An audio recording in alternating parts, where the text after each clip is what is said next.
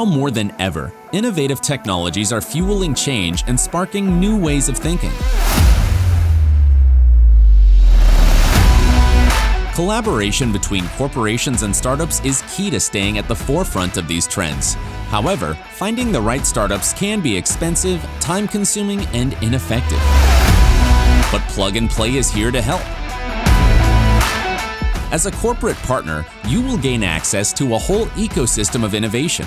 Discover startups that meet your tech interests. Stay updated on the latest trends and network with industry peers.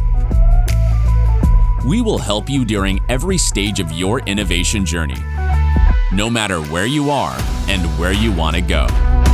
Get in touch today.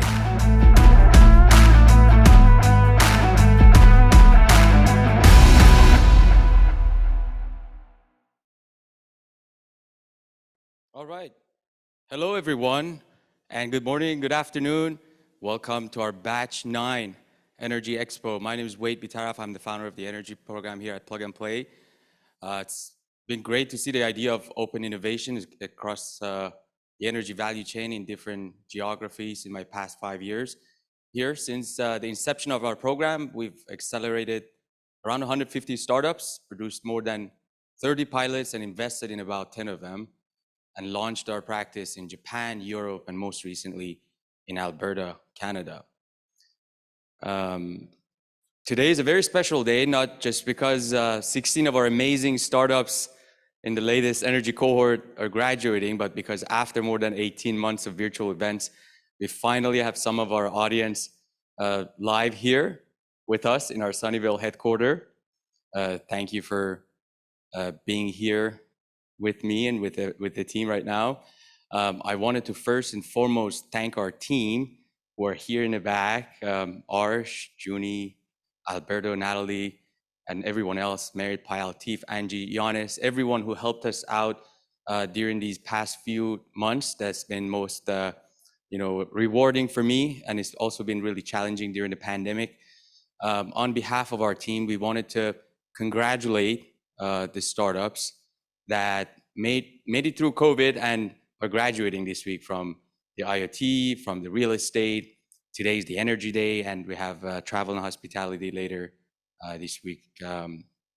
So we wanted to also thank our VC partners, our mentors, and as well as all of our corporate partners for their support and sponsorship. And we're so excited to be able to see you, hopefully live in person. During the event today, we'll hear from our keynote speaker, who's responsible for launching the venture arming of one of the largest utilities in Europe, the 10 commandments of corporate innovation and corporate venture capital.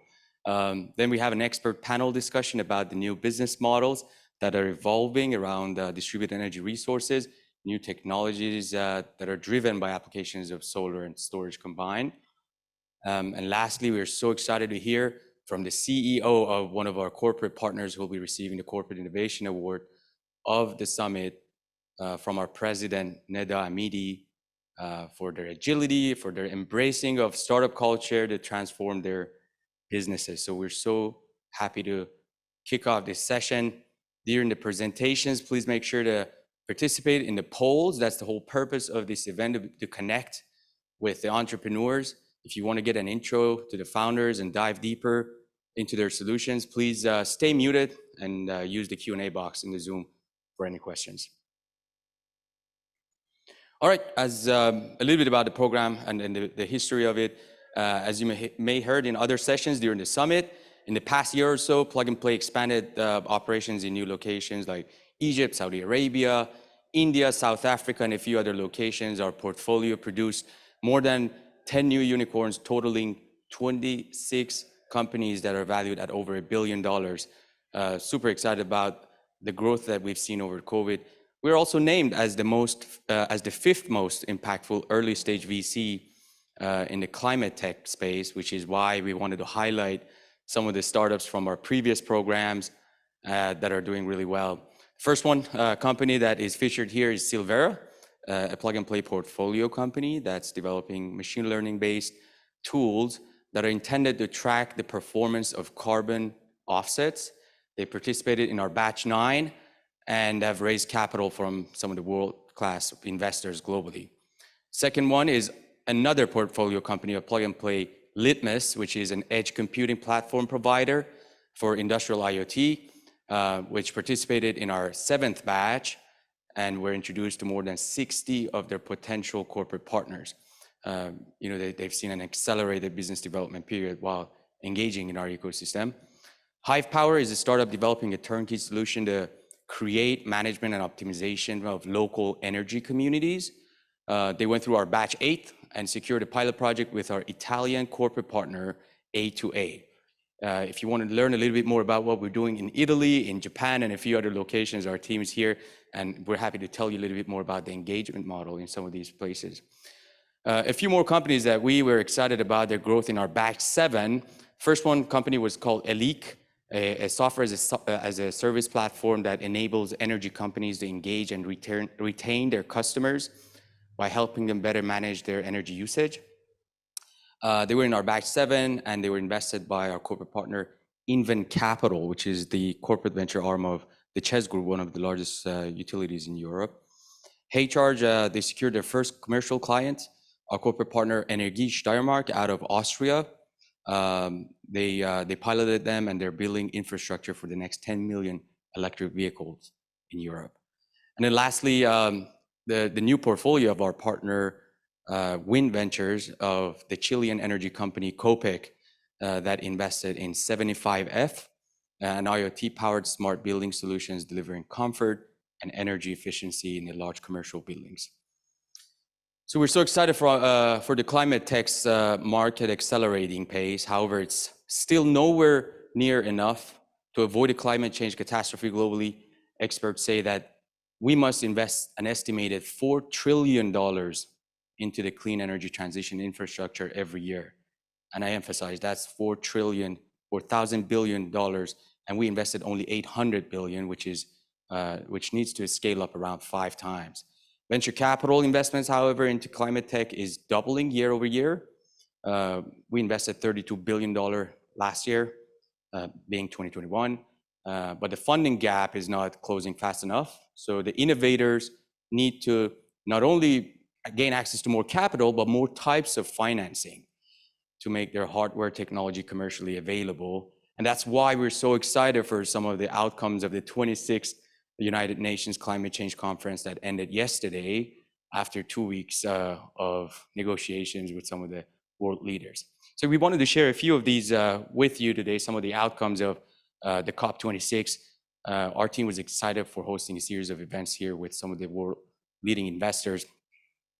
Coal, more than 190 countries, banks, and organizations agreed to phase out coal power and end support for new coal power plants, except for a last-minute clause that China and India added that converted to a phase down from a phase out. We hope to see that kind of continue to grow, but we'll see how that goes. Deforestation, more than 100 countries promised to end deforestation by 2030. This was the first major deal at the climate summit, and the pledge is being backed with almost $14 billion of public and private funds, which should make a big difference this time around. Methane, a very important topic for the oil and gas industry value chain. More than 100 nations representing 2/3 of the global economy pledged to reduce methane emissions by at least 30% by 2030. We'll hopefully see more restricted oil and gas regulations on that front. Banks, 450 of the world's largest bank and asset managers, which is a staggering number of $130 trillion, pledged to meet net zero by 2050. Unfortunately, the Chinese bank weren't included in this. They're primarily financing the coal power plants. Cars, 24 countries pledged to ensure all new cars and van sales are zero emission vehicles by 2040 in all the markets and support the right policy for it to adopt faster. Climate financing, developed nations, the richer countries, pledged to give the poor countries $100 billion every year till 2050. The poorest countries, as you may know, are usually least responsible or prepared for climate change and its implications. So hopefully we'll see a more more restricted plan to pay these poorer countries. As far as the farming concern, 45 government pledged to protect nature and overhaul farming. So overall, we saw a modest policy process in climate tech, but huge investment opportunities in the future. So those are some of the updates of the market. There's so much going on, but today I'm very thrilled to have Susana with us as our keynote speaker. Ms. Quintan-Plaza was a member of Galp's board of directors, one of the largest utilities in Portugal. She were, among other things, responsible for decentralized energy business from zero. In 2012, she launched the venture capital activities for E.ON, one of the largest European energy companies, and she became the global senior vice president of technology and innovation there, and moved on to Siemens Next 47 as a partner thereafter. Susana, we're so excited to have you here today. Thank you, and we're looking forward to your presentation. Please help me welcome virtually Susana. Thank you, Wade. Thank you for inviting me to this event. I think what I would like to do today is start maybe sharing the experience that I have had out of now more than 10 years working in corporate venture, in corporate innovation, and launching new businesses for large corporations. And what I would like maybe to go through today is to tell you about what are my 10 commandments about innovation and corporate venture, and the rules that I follow that have made several of the ventures that I have been working with and the organizations successful. If we can go to the next slide, I maybe share a little bit of my background so you get a little bit of the context of how I ended up here. So I'm an aerospace engineer by education. I studied at the University of Washington in Seattle. And at that time, in the 1990s, Seattle was even hotter than Silicon Valley is today. Microsoft was no longer a startup, but a very admired company at that time. Amazon was a startup, Expedia was a startup, Adobe was a startup. I remember some of my friends telling me that they were gonna go and work for this startup called Amazon. So I was working at Boeing, great company, very nice company, but where nothing absolutely ever changes. And at the other side of the town, there were all these innovators who were really changing the world. And I decided aviation was important. And this is not what I wanted to be. So I left Boeing, I went to Harvard to do my MBA, and I moved back to Europe. Long story short, even though I was looking for innovation, I ended up working for the largest utility at that point in Europe. That was E.ON. To be honest, a great company. I really enjoyed working for E.ON immensely. And at that time was the most valued company in all Europe. At that time was 100 billion. This is early 2000s. Yeah, early 2000. No, 2000. No, early 2010 or so, 2009. But it was a company that was zero innovative. More than that, the CEO told me at some point, my mentor taught me that as utility, the last thing that you want to be is innovative. But what happened? E.ON had 3 cash cows, and the 3 cash cows were dead or in life support in a question of a couple of years. All the nuclear power plants were shut down, or in the phase out, not shut down, but on the phase out. All the long-term contracts that they had with Russia were underwater, and conventional generation was not running because there were too many renewables. So then they finally decided to create this new department called Technology and Innovation. First time that this company had an innovation department. And I have to say I had some outstanding great bosses there that support me a lot. And one of the first things that I did is create the venture activities. Why? And you will hear this over and over again when I talk about my 10 commandments. And it's because startups have the innovation, have the product, have the agility, have the ability to deliver. But we corporates have the access to the market. So I told my bosses, guys, I don't know what's going to happen in 5 to 10 years from now. But there's all these startups today that have products that we can use or we can offer our customers, and they need access to the market. So let's create a win-win situation. So we were, I would say, very successful. This is the time where clean tech crashed. And I used to brag that we were the one of the few profitable venture activities in clean tech around the world. And we make some bets in some great companies, and some of them IPO. Some of them are leaders still in the market, like Autogrid, like Thermondo, like Vigil. That was one company of the portfolio of Plug and Play. And this team today is Future Energy Ventures, emerged with the RWE team. And many people there are still people that I used to work with. And I'm very proud to have created part of this team at some point.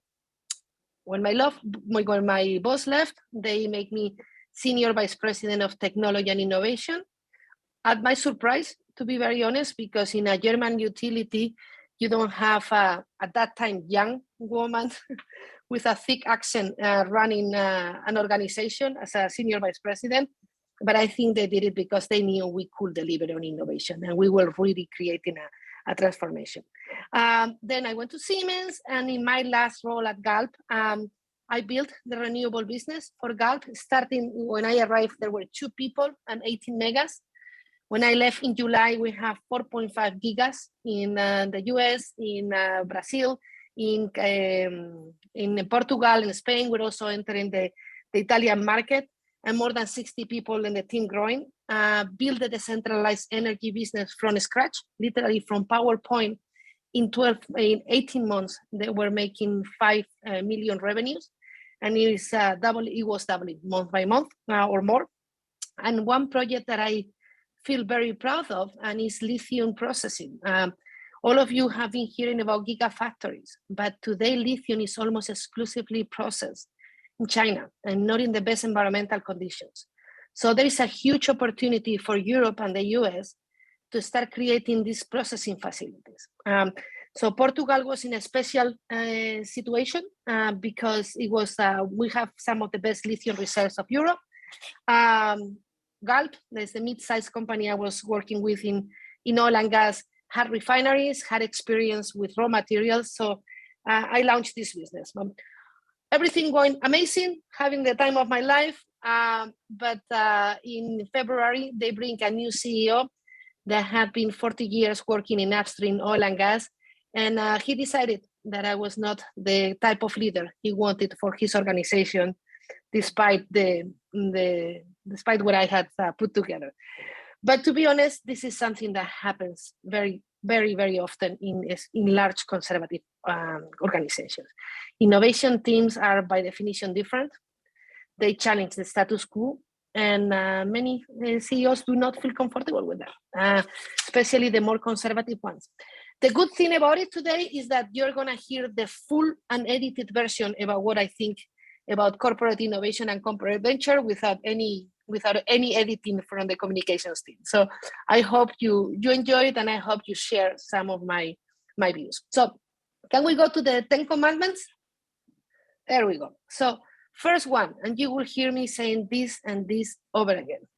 Do not spend time building what others have already built. Even if you have the smartest team in the world, you're surrounded by bureaucracy. You're surrounded by reporting, by rules, by hiring. Of course, I'm talking here about corporate venture, not the startups. So even if you have the best team, you will not be able to develop as fast as the startups. On top of that, these startups that you're working with have spent years, lots of hours testing, experimenting, refining their product, talking to customers, talking to many industry experts. So there's a lot of things behind that product that you don't see that is going to make it very difficult for you to replicate. So I'm saying this because at least twice I had 2 instances where the CEO of the company decided that they were going to duplicate one of the or 2 of the startups that we have invested on. And I can tell you at that time I was really, really mad. But looking back, it was a stupid thing to be mad. 6 years later, nobody has duplicated anything, nor they will ever will.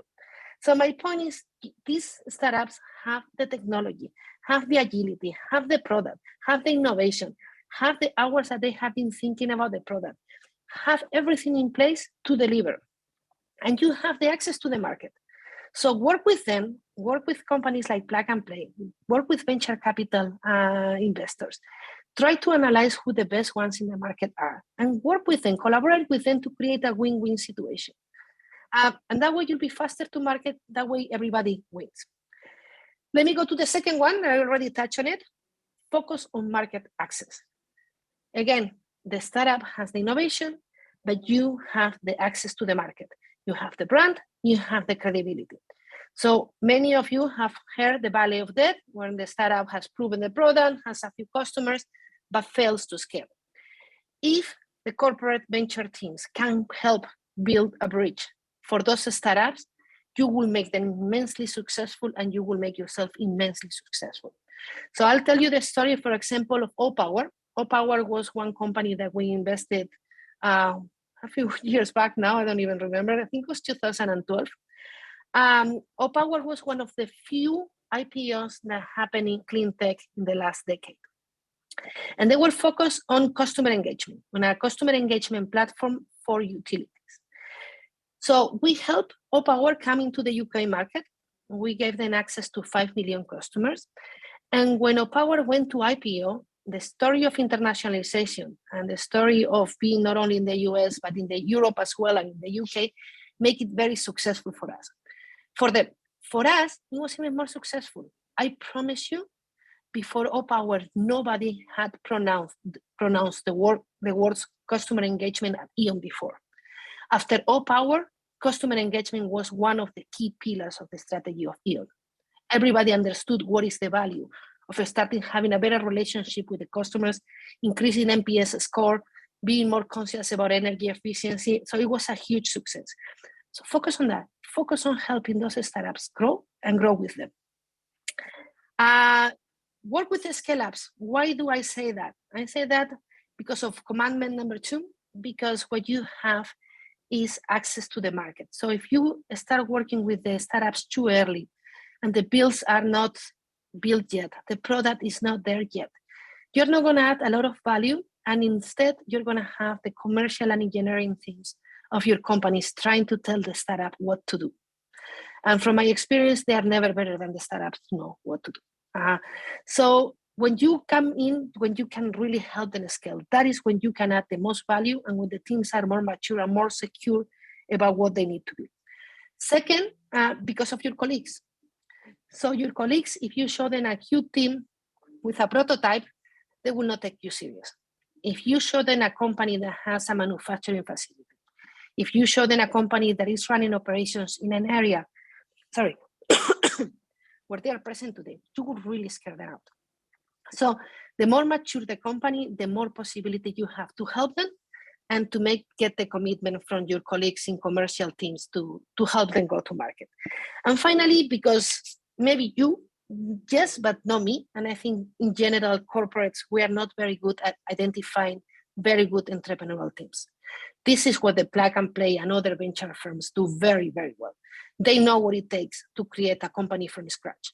And I will rely on them to identify who the market winners are going to be for you. And I will spend my time learning with them what it takes, learning with them what will make these companies grow, learning what other corporates are doing, and learning what other startups are doing in order to understand where you want to go next in innovation in your company.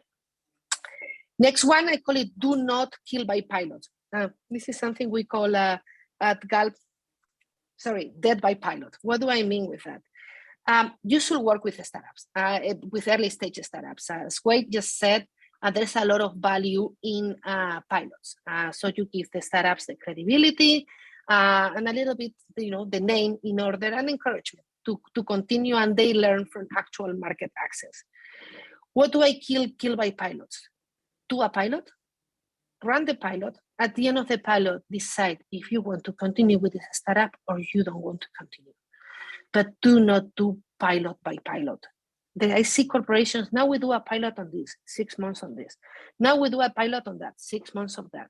Now we do a pilot on that, 1 year on that. These startups have very, very limited resources. And you cannot, if you're not serious about them, I think it's better to deliver the news early and tell them, look, thank you, we did the pilot, it was not what it was expected, or we don't think we can help you to market, and let them move on to the next company that is serious about them. But please do not just continue doing pilot after pilot. And second, also on that topic is, I'm sure all of your commercial and engineering teams are always trying to get you to get some exclusivity from the startups.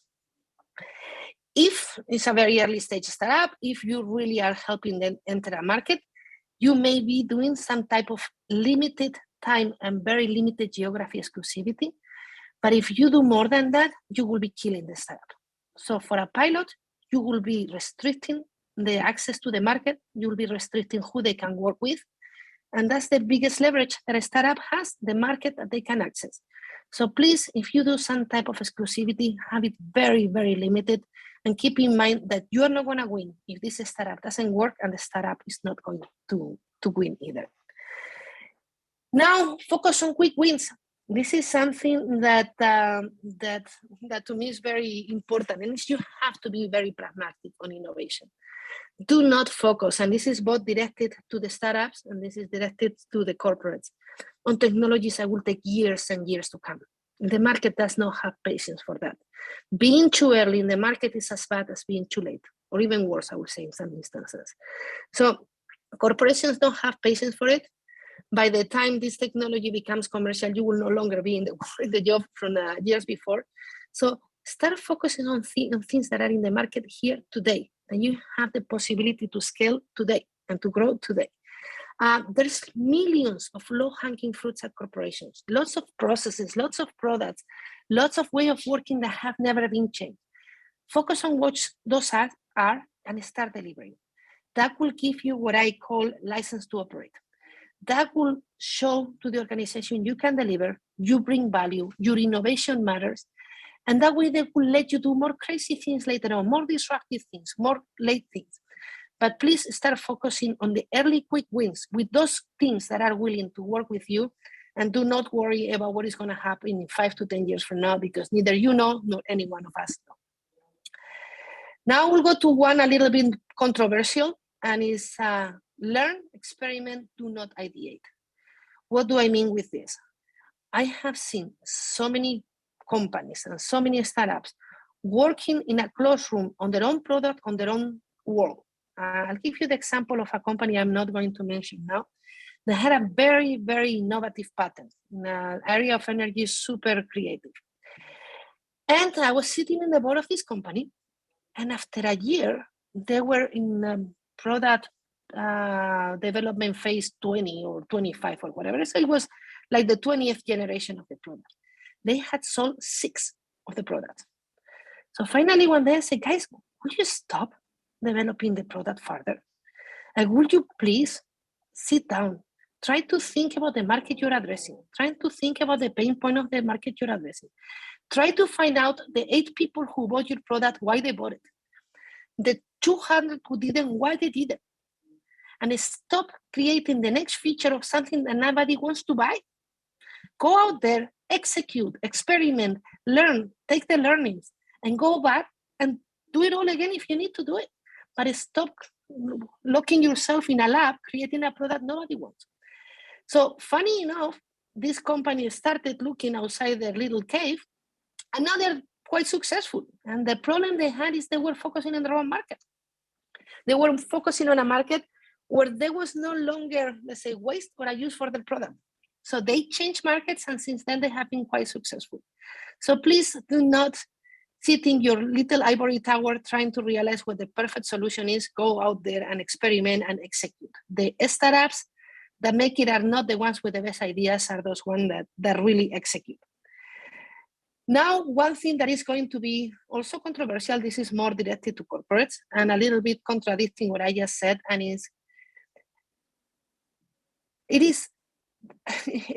corporations spend a lot of time on these hackathons, on this gathering of ideas, on these big events where they collect great ideas from everyone.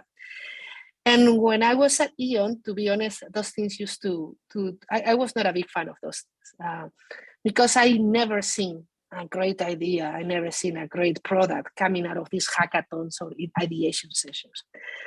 But there is something I learned since then.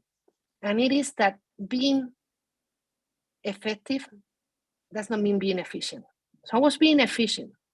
I was allocating everything to where I thought there was going to be an output. But by doing that, I was a little bit alienating my colleagues, kind of telling them innovation is for the startups, it's for these Silicon Valley guys, it's not for you guys. And I wasn't helping myself. I needed my colleagues in order to give me access to their markets.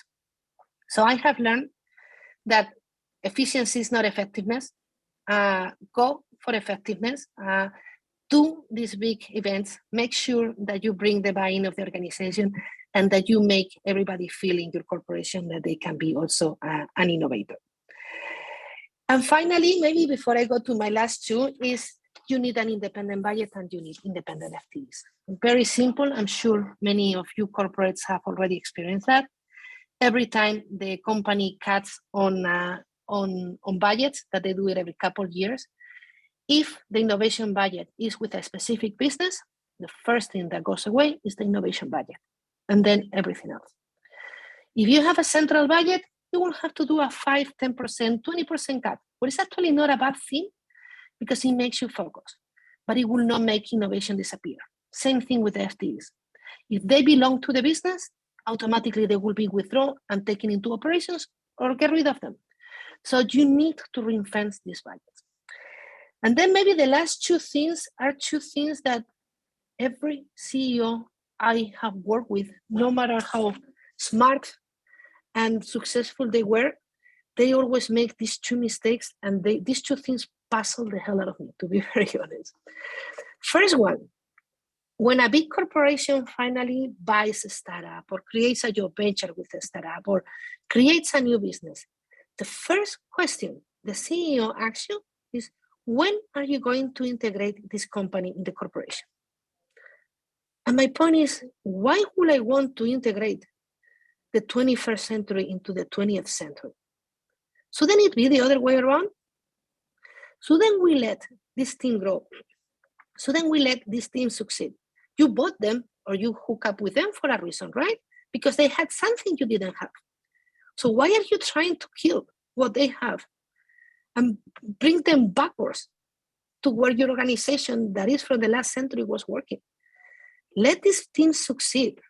And once they're successful, the old business will be moved to the new business, but not the other way around.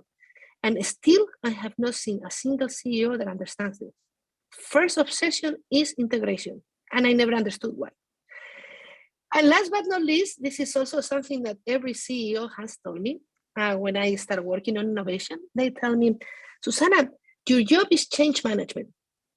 And I have to hold myself not to start cracking up in their faces.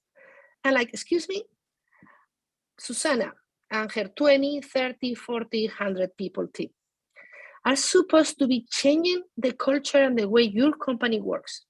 While you, my colleagues, all the other executives, the management continue doing the same thing, investing in the same areas, with the same process, with the same people.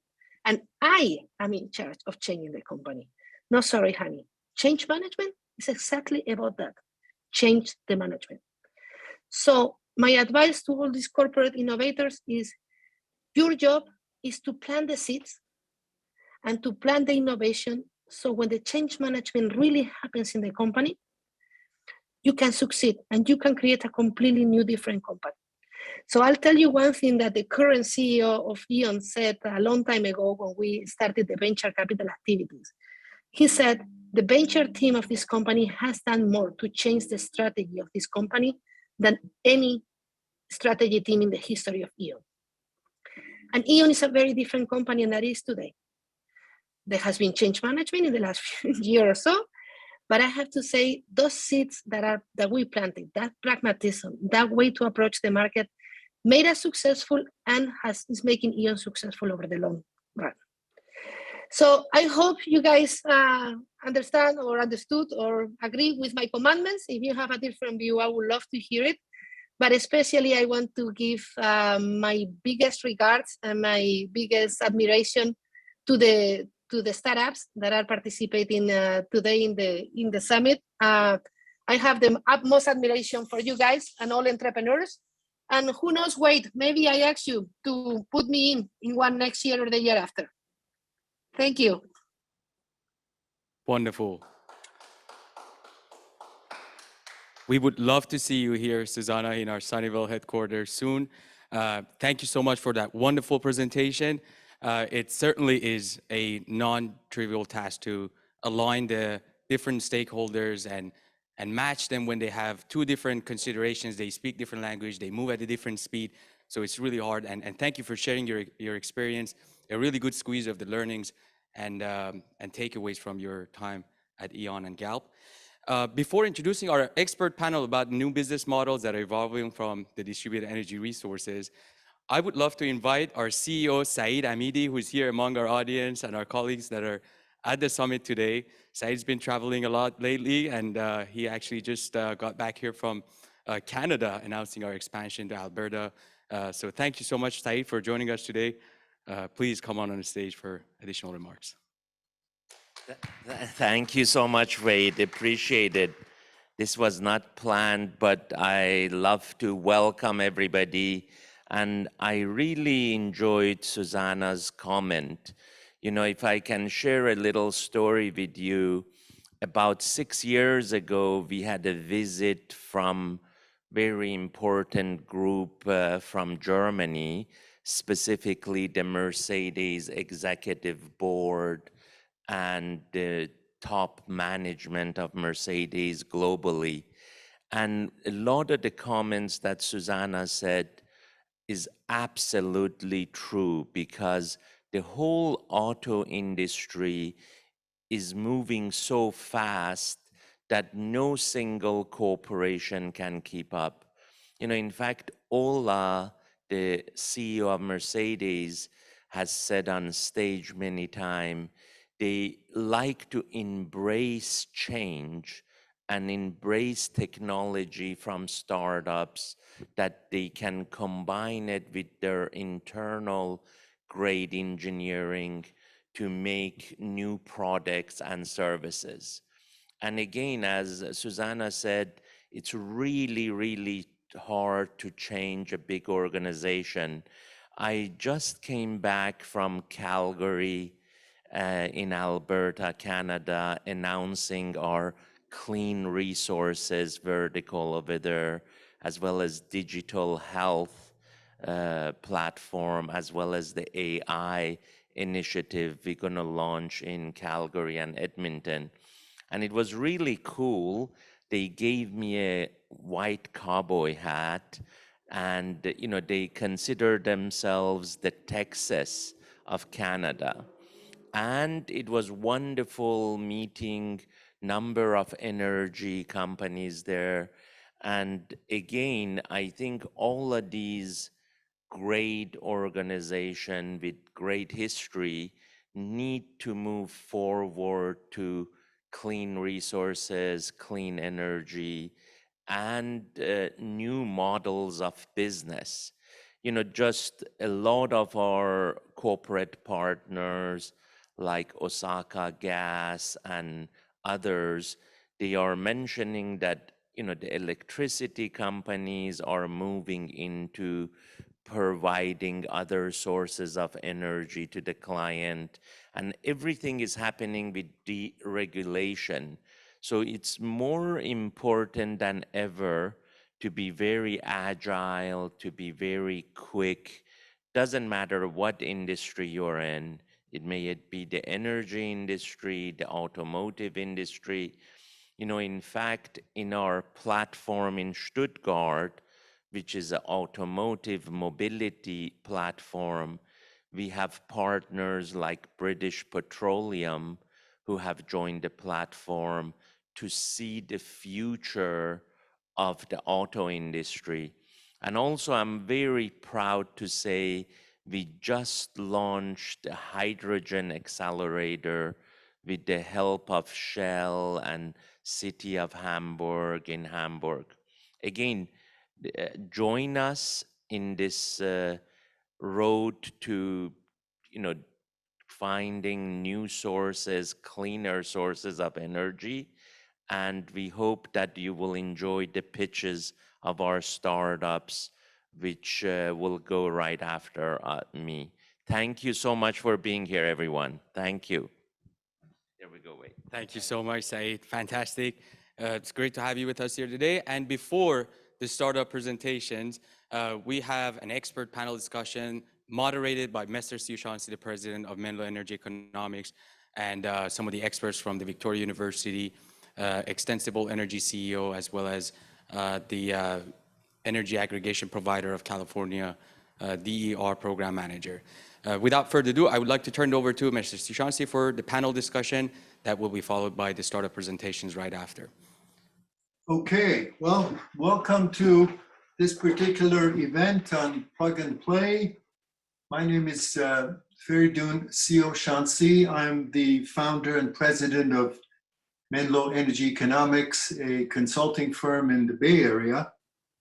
I have had the pleasure of working with Plug and Play for a number of live events, but I understand that this is being pre-recorded.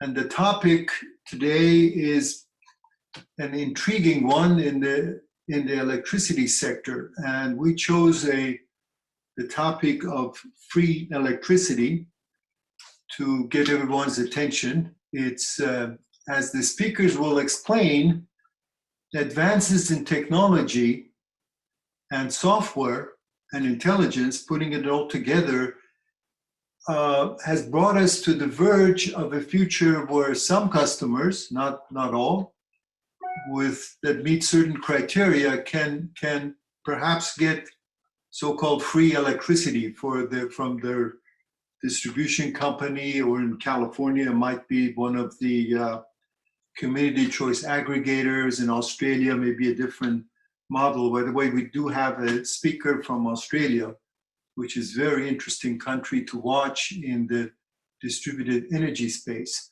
I just heard on the news that Australia has hit 3 million solar roofs. That's a country of about 24.5 million people. So it's quite an amazing feat that Australia is ahead of any other country in terms of per capita distributed solar generation. Anyway, for the panel today, I'm the moderator. I'm going to say hopefully as little as possible. So I will introduce the three speakers so you know who they are and why we have chosen to include them on the program. The first speaker is Jim Bach, who is the DER, that is Distributed Energy Resources Program Manager at MCE. MCE is, if you're not familiar, it used to be called Marine Clean Energy. Actually, it's the company that delivers the juice to my house. So Jim is provider of electricity to my city, for that matter. Jim is involved in a number of very interesting projects. I don't think he has enough time to get into details, but he will give you a flavor of what this concept of free electricity in the California context may look like. The second speaker is John Powers, and he's the CEO and founder of Extensible Energy, a startup who's been around and successfully expanding and growing as I follow developments on that front. And John will tell us his company is a software company that brings intelligence to behind the meter space. So allows people like Jim Bach to do the wonderful things that they're trying to do. Without the intelligence and the software, it's not possible to do any of the things that we're going to be talking about today. So I think John will bring that flavor to what happens with aggregation of information and intelligence. Finally, we have Bruce Mountain, who is he's the head of the Victoria Energy Policy Center at Victoria University or University of Victoria, I'm not sure, in Melbourne, Australia. And he is an academic, I might say, and a researcher who follows developments in electricity retailing in the competitive markets, which are very much flourishing in Australia, but have not delivered as much innovation and new products and services as many people had hoped. So for those of you who are not familiar with why we chose this particular topic and how this fits into the sustainability, which is the theme of the event today, is that very interesting things are happening in the electricity sector. And everybody knows that utilities are moving towards more renewable on large scale. But we're not going to talk about that dimension today. We're going to talk about so-called behind the meter. In other words, what individual consumers can do on their rooftop with storage devices in their garage, with an electric vehicle in the driveway, and with intelligence, which brings all of that together and enables a company such as MCE to aggregate and optimize consumption, generation, and storage of electricity. So with that, I'm going to turn it over to Jim to talk to us for about 5 minutes or so, and maybe give a flavor of what he does at MCE. Thanks, Faridun. I appreciate that. Hi, everyone. I'd like to just give a little bit of background on MCE. It's some of you may not be familiar with community choice aggregation, but we are a public agency. We're located in Northern California in the San Francisco Bay Area, and we serve 37 member communities in 4 counties in the Bay Area: Marin, Contra Costa, Solano, and Napa counties. So we are governed by public officials from all of those agencies. So we focus on local control, local resources, local benefits. And we serve roughly 540,000 accounts, representing over 1 million customers in this region, including Faridun. And we have about 5,550 gigawatt hours of annual energy sales, and about 1,200 megawatt peak load. So we have significant loads. As a CCA, we are providing just the energy portion for customers. So we don't own any transmission distribution assets. So we do not have a lot of capital. So we're our balance sheet is very focused on purchase power. We don't have a lot of debt. And so distributed energy resources really features heavily into our future plans. As I mentioned, we do a lot of purchase power agreements. We procure energy. The majority of it is renewable, clean energy resources, which is our focus and one of our main purposes for being, so that we can provide cleaner energy at cheaper costs to customers that would normally be customers of Pacific Gas and Electric Company. But because we are just providing that energy portion, we are also responsible for providing resource adequacy, which in California nomenclature is capacity or demand. So we have obligations to provide a certain amount of capacity or resource adequacy, as well as supplying the energy to our customers. So for us, behind the meter resources is a way of taking control of our own destiny by empowering customers, encouraging customers to procure distributed resources, whether it's solar plus energy storage, electric vehicles, any host of controllable devices behind the meter. We're able to control our load shape and shift our loads around to the times when it's least expensive for us to provide energy. That helps us keep our energy costs low for all of our customers. So this is something that we are just now getting into. We have a number of programs that we're getting ready to launch or are in the middle of right now. The marquee program, if you will, is our energy storage program, where we're providing incentives for customers in exchange for allowing MCE to directly control energy storage installed with existing or new solar.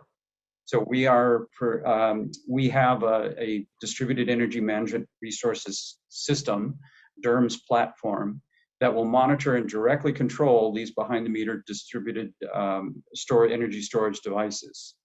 And in that way, we can allow them to charge from the sun, from the PV systems, so that we're not wasting that energy out onto the grid when we have excess supply of solar in California at the moment.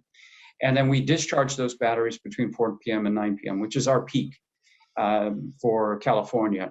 And in that way, we are avoiding that most expensive costs for the year. But we have other plans that we want to maximize the value, get more revenue out of these assets, and provide more savings and more incentive for customers for doing so.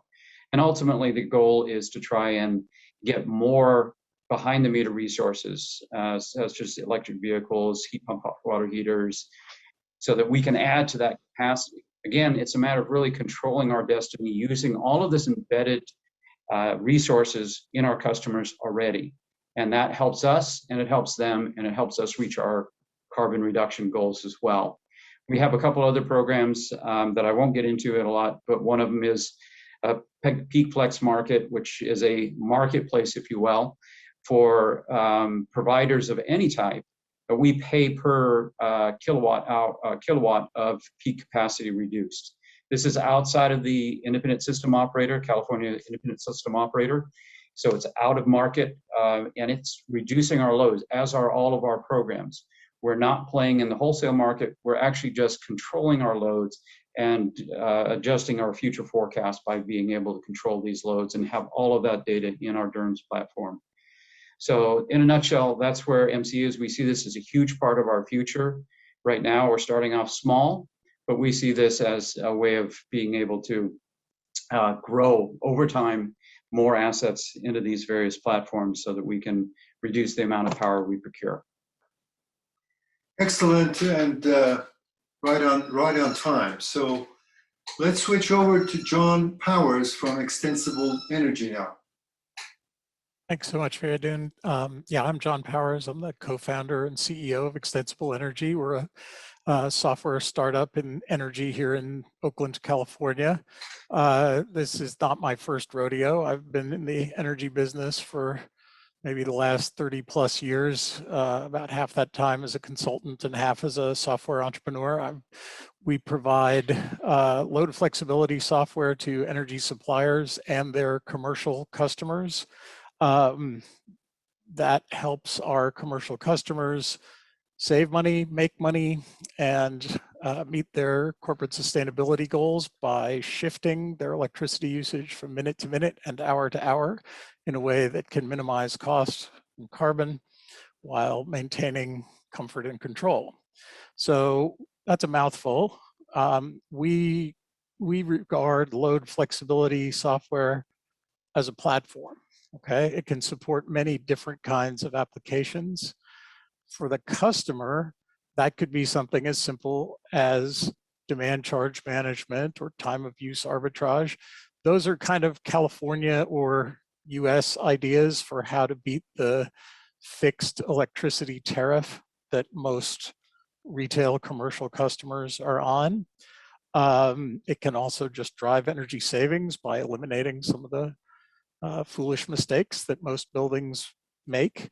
But it can also lead directly to carbon emissions reduction by shifting from dirty times to clean times in their energy usage.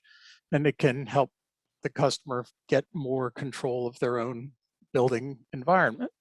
But from the supplier side, which is probably of greater interest to the audience here today, the same exact platform can be used for old school demand response. I'm one of the early innovators in demand response. I'm on the board of the Peak Load Management Alliance. I still work with lots of folks in demand response, but it can be used for efficient procurement, as Jim was talking about. If you can shift more energy into the cheaper, cleaner times of the day, you can match the energy usage with the cheaper procurement processes you're going through. And it can help, as we're finding in California, migrate towards during the energy transition, we're gonna see a move more towards real-time pricing, more towards direct market participation. Again, as Jim was talking about, directly by commercial customers. So the ability to get a building under greater control and more responsive to signals from the grid about what the prices and carbon intensity of the grid is from minute to minute and hour to hour, that's the direction that the building management and the grid are both headed in. This is a convergence of two things that Feridun talked about in the introduction. Would have been impossible 10 years ago to have the sensor networks and cloud computing platforms and IoT device protocols that are necessary to bring all this off. So we're converging the built environment world with the grid, because buildings and the grid are really all part of the same electrical system. So as we move from a grid that is mostly just meat load by throwing more dinosaur juice on the fire to a grid where we have non-dispatchable solar and wind resources as the leading provider, you have to make the other side of the grid more flexible.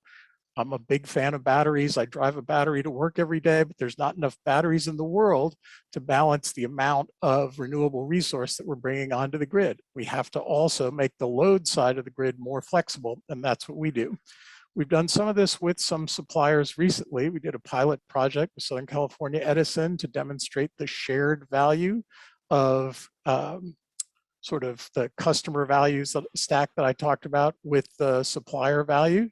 So half the time we ran the building like the customer was just reducing demand charges, half the time we ran the building as though there were a control signal coming in from Southern Cal Edison to meet their procurement needs. We did another pilot with Silicon Valley Clean Energy, another CCA that does not provide power to my house, although Jim does. We worked with them on a pilot project with some schools in Silicon Valley to show the value for combined resiliency and bill savings by using this same load flexibility platform. So I'll just leave it there. I'm sure we'll get into some more. Okay, thank you, John. That was very informative. We hopefully will have a few minutes for Q&A, but before turning it over to Professor Bruce Mountain, I guess the message that I should add, and maybe this is what Bruce will expand, is it seems to me that as this transition accelerates, and we're just at the end of the Glasgow COP26, where hopefully some ambitious targets will be agreed upon, everybody agrees that the cost of generating kilowatt hours from renewables is declining from solar and wind and other resources. At the same time, as John pointed out, the value of having flexible demand goes up faster than the cost of renewables is declining. So the combination of the fact that kilowatt hours are getting cheap, but they're not flexible, they come and go according to when the sun is shining and when the wind is blowing, makes flexibility on the demand side highly valuable.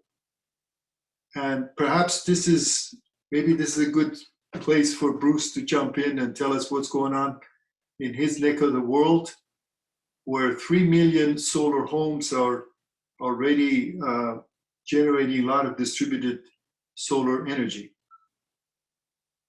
Excellent.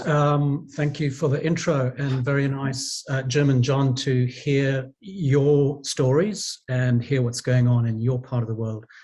Let me first give you a bit of background on the Australian electricity system and rooftop solar uptake. And then what I really want to talk about is a new deal that I'm seeing in the market that I think is going to take the Australian market by storm. And I think will come to the US in due course. A bit of context, we got 3 million solar homes with rooftop solar. That's about 1 in 3 at least of the eligible housing capacity, which is mainly owned homes. Rented homes have much less solar for various reasons that we know and love. And in some states of Australia, some regions, roughly 1 in 2 homes has solar. Typically, the solar system exports about 50 to 60% of its energy production. So the other half to a third is used by the home. We also have lots of solar uptake in businesses and in farms. Those markets have been growing very, very strongly too. Why has this happened? Essentially, high power prices in the early years, but not now, lots of subsidy, but that died away pretty quickly. Generally good sun and a green consciousness amongst the population, I think, has played a factor, most notably because our government has dragged its heels interrupting Skype call, on change in the market. So for all of these reasons, we've seen a massive uptake of solar, and batteries haven't taken off in such a big way yet, but they're on the cusp as functionality and cost has come down. What I'm keen to talk about here is a build, own, operate, transfer model in the retail market. Just a quick introductory comment or two on the retail market. We have a proper electricity retail market in the sense that customers can completely choose who they buy their electricity from. For my household supply, I can choose one of 30 retailers that in total, when I checked the market yesterday, offering 348 different offers to me. So I can choose amongst those and I can switch very easily. Switching cost is easy. So it is a deregulated open market. As was said earlier in the opening comments, it perhaps hasn't worked as well as some might have hoped, but at least I can choose. And one of the options I can choose now, or can shortly, it hasn't been introduced in my region yet, but has in others, is a solar plus battery package, a build, own, operate, transfer package, as I call it, which I think is just a fascinating deal. Essentially, the deal is I will buy electricity at the regulated default rate, which is not the cheapest offer in the market, but it's a reasonable offer. In the usual way, the retailer will install battery and solar on my premises and will own and operate and maintain it for the next 7 years. They will use the battery and solar to meet probably 90% of the typical household's energy demand. They'll dispatch the battery to sell into the wholesale market, where we have 5-minute prices, which can be extremely high. And so it has a value in that flexibility, and also will be used to avoid me buying from the grid during the peak period, so storing my surplus solar. They can do this deal for me. I'll buy electricity at the default rate, and after 7 years, the battery and solar is mine to keep. When I saw this market saw this offer actually come onto the market, it blew my brain. Here is a $15,000 install software package that I pay effectively nothing for. The typical household will be paying electricity prices at close to the default rate. Others will be paying more. In fact, every time we analyze the market, we find many are paying more than the default rate. So they can pay less than the default rate, get their power in the usual way, get a retailer to install, operate, maintain, do everything on the solar battery package. And after 7 years, it's the households to keep. I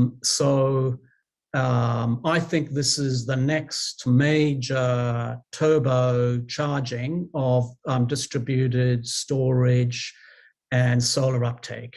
We've got 1 in 3, as I say, batteries are relatively slow, but these sorts of packages indicate now that the value of flexibility to the retailer, the value of self-supply through the battery and solar on the household premises is now so valuable in the market, and its costs have got to the point where a retailer can profitably install all this, set out the capital, pay the installer, own, operate, and maintain, and get their money back after 7 years, such that they're happy to walk away, leaving the package with the customer. So this is the latest Australian innovation. Perhaps I'll leave it there, other than by noting very briefly that I engage quite frequently on discussions in the US on solar uptake, and it feels so much like Australia with a 4 to 5 year lag. The same lobbying, the same issues, the same concerns. Perhaps I can give you some peace of mind that the future is glorious. The more we distribute as quickly as we can and store and produce locally, upside for just about everyone, perhaps excepting the big producers who will have no option but to join the party. So thank you. Excellent, excellent, very good. I'm thrilled. I think, as Bruce mentioned, one option, which is somebody puts everything on the roof and the garage and takes care of it. Another option, which maybe Jim and John can discuss, is I understand that there are some options where you invest in the gadgets, but you get free electricity. One of the options that I think I saw on, I think it's Osgrid, was making that kind of an offer, that if you have a solar and battery and you allow us to remotely manage it and control it, you can have all the electricity you want for free. So whether you get the gadgets for free and pay slightly for the juice, or you invest in the gadgets and you get free juice. I think the point is that Bruce just highlighted is the value of flexibility is now reached a point where it, the idea of free electricity or close to free is a reality. Now we are obviously on a short, like a 3-minute or so time, little less than I was hoped for. So let me turn it over to Jim, who is actually doing some of these projects. And Jim, do you have a project similar to what Bruce just mentioned that is essentially a free, somebody installs free gadgets on your house? And yeah, our main program is that the customer is owning the system from day one, and we're providing upfront incentives. So there will be gap payments to reduce the capital costs, plus we're providing monthly bill credits.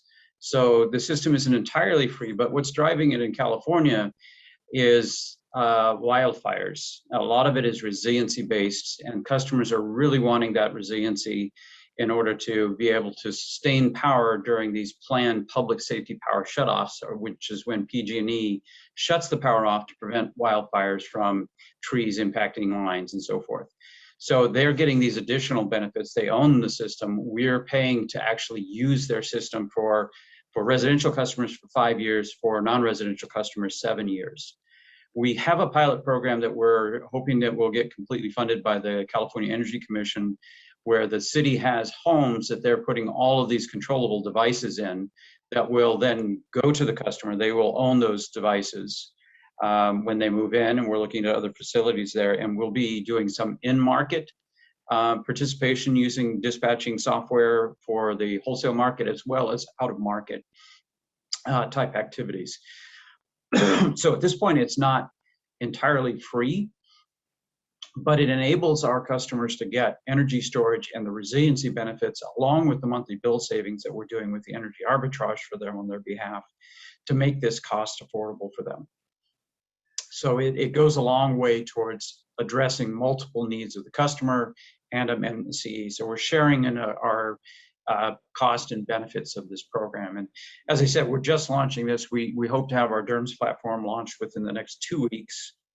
And we're targeting 15 megawatt hours for this part of the program, ultimately 75 megawatt hours and beyond at that point. We're trying to get as many behind the meter customers as possible, but the program will evolve when we see the benefits of this accrue to MCE, and we're going to continue to refine that over time. So we could get to something that's even more lucrative for customers. John, in the remaining minute or so, having heard the other two speakers talk about these interesting ideas, what do you think is going to happen in the next 10 years or less? So certainly we're a technology provider. We play in all of the markets that you're talking about. And I was struck by Bruce's comment that what's driving the free aspect of this is that the flexible resources can be bid directly into real world markets that have variable prices. This is the thing that's going to break everything wide open. The ability of folks behind the meter to participate in the benefits of load flexibility as opposed to feeling constrained by fixed utility tariffs. There's been a lot of condescension by regulators to customers, saying customers are too dumb to understand variable pricing. That's nonsense. And software that automates your response to variable pricing is what breaks this market wide open. So in California, there are many hours where the price of electricity is literally negative. We're paying our neighboring states to haul the extra electrons away because we have so much surplus electricity during certain hours in certain seasons. There's no reason that couldn't be turned into an offer for load flexibility behind the meter for retail customers. And we're working towards that. It's a project that Lawrence Berkeley Lab is running called CalFlex Hub. You can look it up at calflexhub.org. We're part of that, and that's going to show how real-time prices can be transmitted to end customers so that they can benefit from the inherently flexible loads that they have behind the meter. Thank you. In the 30 seconds or so left, Bruce, can you give us some words of wisdom as where you see all of this hitting? Yeah, it's been fascinating to watch the flexibility debate turn into real actions in the market, turn into both customers being flexible and making that happen, and storage solutions. It's delightful to see, after so many years of debate, often esoteric, these innovations happening and customers getting the opportunity to really engage. I get so excited about it. It's moved out of academic hand-waving discussion into the real world, and it's coming. And so very happy days, happy days. Excellent. Happy days. I want to thank Plug and Play because this is a hub of innovation here in the Bay Area, and exposing these kinds of concepts to their audience is key because we need all hands on deck for the energy transition that's underway now. Excellent. Thank you, John, for that. I think we're short of time. Unfortunately, it's a topic, obviously, the four of us are interested in, but this is all we can do in the amount of time that was given to us. So back to Plug and Play. Thank you all for listening and joining and speaking and sharing your ideas with us. Bye now. Wonderful. Thank you so much for doing, Jim, John, and everyone. This was a great and informative discussion. We appreciate your participation and your support over the years, and we look forward to seeing you here in our Sunnyvale headquarters. I'd like to introduce my colleague, Alberto Pascal, who is our Venture Associate in the Energy Program on the Ventures team, to come on stage and help moderate the startup presentations moving forward. Hey, Alberto. Thank you, Wade, for the intro, and a big and warm thank you to all of our panelists and Susana for giving us such valuable insights across this green energy revolution. Hello, everyone. Good evening to our European friends, and good morning and afternoon for those of you dialing in from different parts of North and South America.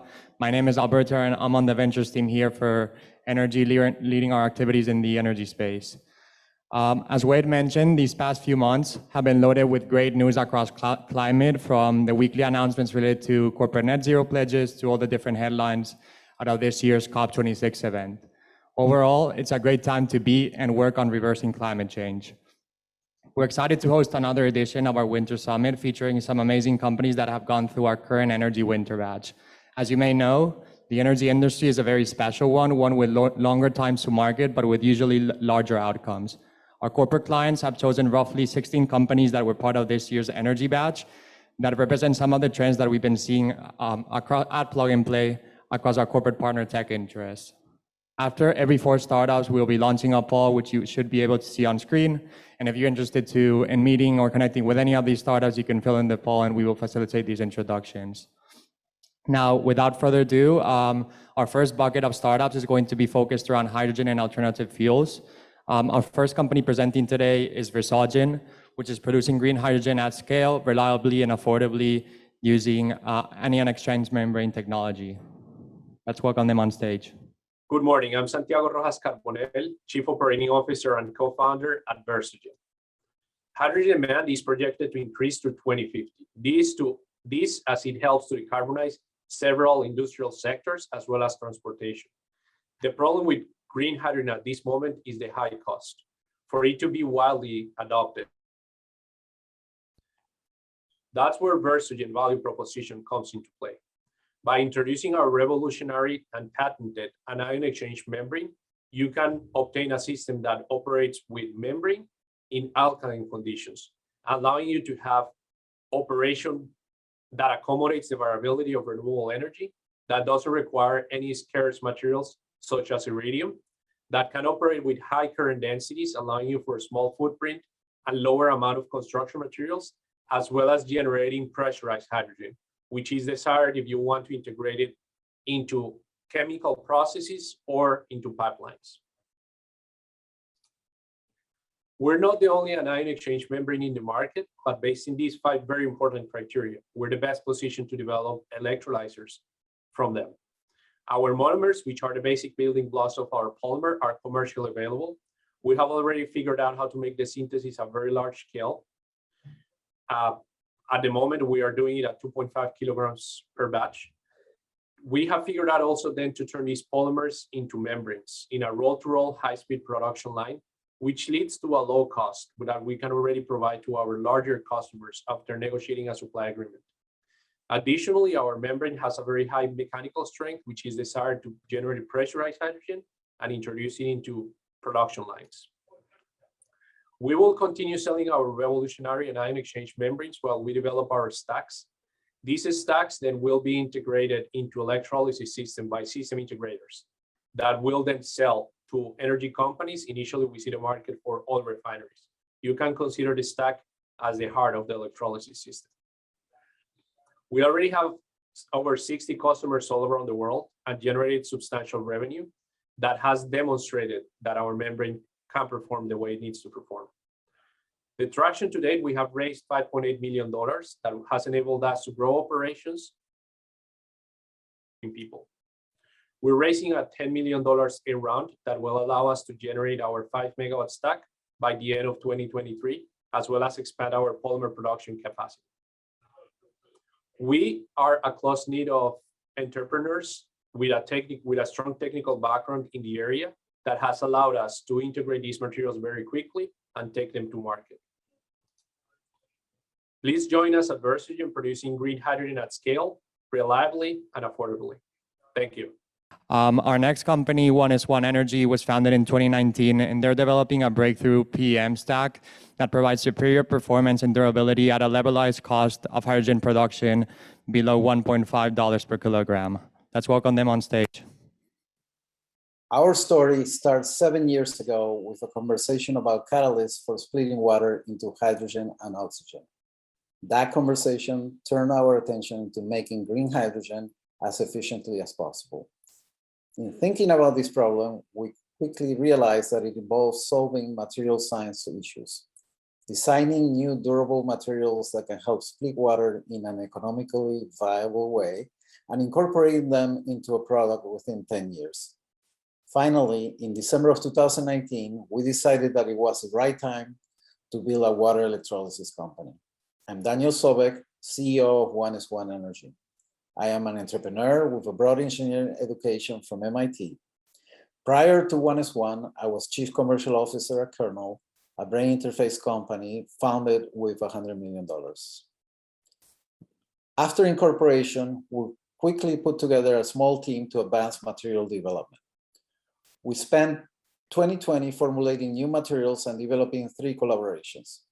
We also opened a subsidiary in Portugal and applied to Europe's important projects of common European interest, in short, IPCEI, on hydrogen. 2021 has been a great year for us. In May, we received our first external funding from a group of family offices and closed a seed round in September with an important steel company as lead, CSN. At the same time, Portugal pre-notified us that we're one of 3 projects selected for the first wave of their IPCEI, opening the possibility of receiving up to 46 million euros in funding. Based on an internal analysis, we decided proton exchange membrane, PEM technology, has the best fundamentals to produce hydrogen at a cost of less than $1.5 per kilogram. Our materials technology roadmap solves many of the inherent problems of current PEMs. It delivers new acid group chemistries for ion exchange, combined with backbone materials that are non-toxic, recyclable, and that operate at elevated temperatures. Down the line, we also intend to formulate new catalysts using more abundant elements that are non-platinum group metals. As you can imagine, a final approval of our IPCI project will impact our business strategy in a significant way. Under that scenario, we will have 300 megawatts of manufacturing capacity by 2025, and an IPO the following year will help us expand this capacity to gigascale. We plan to capture early revenue through the out-licensing of our technology for fuel cell applications. And our 1 megawatt modules will be compatible with integration with distributed and large centralized settings. I have prior experience taking deep tech to commercialization, and I'm confident we can reach gigascale production and massive adoption before the end of the decade. Thanks. Wonderful. So our last startup before the first poll break is Bloom Biorenewables. Swiss-based Bloom is the first company actually to be able to convert inedible bio-based carbons to petroleum alternatives and petroleum analogs with exceptional efficiency. They've been backed by Breakthrough Energy Ventures, European arm. So let's hear more about what they have to offer. Hello, everyone. It's really a great pleasure to be here and to have the opportunity to share our vision towards a greener future. And at Bloom, we want to make biomass a true alternative to petroleum because petroleum is just everywhere around us. Not only the fuels we use for transportation or for energy, but also in most of the products around us. Plastics, cosmetics, textiles, paintings, most of these products are made from fossil fuels. So all these industries are urgently looking for sustainable alternatives. But unfortunately today, most of the processes are inefficient. But at Bloom, we can make all these products from biomass using efficient and sustainable processes to deliver products which are both cost competitive and with high performance. So this is basically what we are doing, starting on the left from biomass, and this can be residues from the forestry, from the agriculture, or from the food industry. And then using our patented processes, we managed to crack down this biomass. And we go all the way to these building blocks you can see in the middle here, which are named lignin, hemicellulose, and cellulose. And these three building blocks are produced with high yields and very high efficiency and high purity. And once we have this key building block available, the only thing we have left to do is to do some product development to make all the products you can see on the right. And I'm going to focus on a few key examples. So first, we are active in fragrance and flavor, and we have ongoing pilots with key players in this area. And what we offer is products which are bio-based, which are not in competition with food resources. And also we offer a constant supply. And this is exactly the pain points of current suppliers. We are also active in bioplastics, and we offer a sustainable alternative to PET, especially for food packaging application. And we are here in discussion also with the brand owners with ongoing pilots. And what we offer is reduction of CO2 emissions by up to 90%. We are also active in other areas of materials, including polyurethanes, where we replace petrol-derived phenols with our ingredients. And finally, we are also preparing entry to very large markets, such as marine fuels, where we offer sulfur-free biogenic heavy fuel oil, which can be used as drop-in in current fleets for the cargo companies. So we are not ambitioning to enter all these markets at once. We have an expansion strategy from niche markets, such as fragrances or cosmetics, and then go all the way to very large markets, such as textiles or fuels. But if we look a bit back in the timeline, we developed the technology in 2016. They were patented, and then we raised last year a 3.9 million seed round with the support of key investors, including Yokogawa Electrics, Extensia Capital, and Breakthrough Energy Venture. And currently, we are focusing on validating the technology at the pilot scale, so 600 liter scale, but also moving towards offtake agreements with the customers.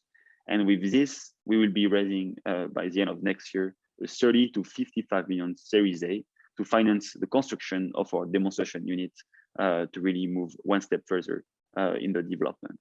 So we want to act as a manufacturer during all that time, but there is a point in 27, where we will be starting to act as a technology provider and attracting licenses. So we have a team with mainly young people, which are all sharing the same goals active for pilot operation, process development, product development, and safety. And all this young team is backed by a very experienced board with the key expertise for all the areas of our company. We are always eager to grow our network of partners. So if you are interested, feel free to get in touch with me. Thank you very much. Is Plagazi. Plagazi, founded in 2018, is a Swedish-based renewable energy company that has patented a technology to convert any type of waste into pure green hydrogen via plasma gasification. Let's welcome them on stage. The world of energy stands on the brink of a monumental change. Green hydrogen is the fuel of the future.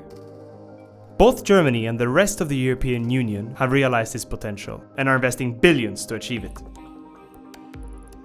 We believe that today's hydrogen production processes are not living up to their full potential in terms of product, cost, and emission. But what if I told you that there's actually a solution to create pure green hydrogen made out of waste at a fraction of the cost with attractive financial returns and while still improving the environment? This solution is called the patented Plagazi process. So how does it actually work? Well, the basis of the Plagazi process is the plasma gasification of any type of waste. In other words, waste is fed into a plasma reactor, where it's exposed to temperatures above 3000 degrees Celsius. At this level of heat, the waste is broken down to its atomic level, and then rebuilt to create hydrogen. The excess energy from the reaction is later converted into electricity and recycled within the process. The final step is to improve the hydrogen ratio in the end product and to liquefy the carbon dioxide so that it can be captured for future reusage or storage. Now let's take an example of a recycling company focusing on cars. The last remaining parts of the recycling process are called ASR, or automotive shredder residue. Today, the ASR waste is simply let or disposed on landfill sites. However, if we would use the Plagazi process, we could use that ASR waste and turn it into pure green hydrogen, which could further be used to fuel vehicles, creating 100% recycling effect. Or we could sell it to neighboring hydrogen pipelines, which would create further financial but also further environmental benefits from waste we wouldn't have used otherwise. You might ask yourselves, this sounds great, but does it actually work? The answer to that is yes. This process has been run for the last decade with solid results. But who are we?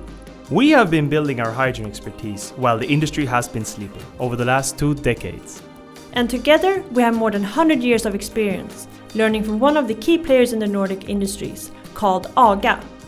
And now we are ready to accelerate the green hydrogen revolution across Europe.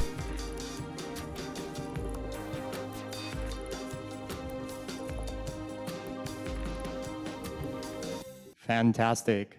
Thanks for that, Gustav and team. Okay, okie doke. So time for the poll. Please feel free to click through the poll to request an introduction for these startups.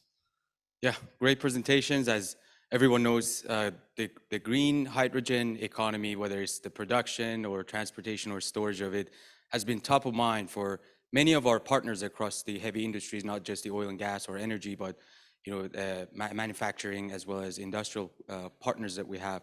And it's really great to see the Breakthrough Energy Venture Arm's European arm has backed the Bloom, and the company has been awarded numerous prizes both in Switzerland and abroad.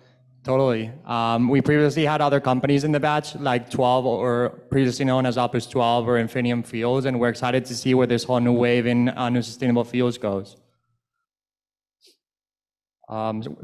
So our next, after this, after this short break, our next company or next bucket contains companies operating across solar, alternative fuel production, and carbon accounting and reduction. One of the main challenges for solar developers today is actually being able to find the best sites to develop projects where they can get good margins with low risk. Oslo-based Glint Solar has developed a tool based on satellite data, machine learning, and a combine of various data sources where the solar developers can quickly find and identify the best data insights to make their projects successful. Now let's welcome Glint Solar. Hi, we are Glint Solar, and we are from Norway, Oslo. In the next 10 years, more than $1.8 trillion will be invested in solar energy. And to illustrate how much this is, in Europe, you have to build 8 solar parks every day for the next 30 years if you build 10 megawatt solar parks. And likewise in the US, you have to build 14 10 megawatt solar parks every day for the next 30 years. And how to build the solar parks is getting more and more standardized. However, how to find those sites is the challenge. Many people call this the next gold rush.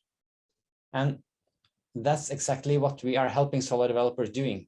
We are scanning and analyzing the world with satellite data and machine learning to help them find these best sites.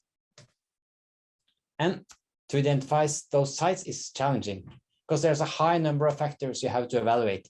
Like you have to look at the land type, the slope, the shading, the distance to the grid, distance to the road, land ownership, and all these factors are affecting the cost of the project. And the way people are doing it today is very manual.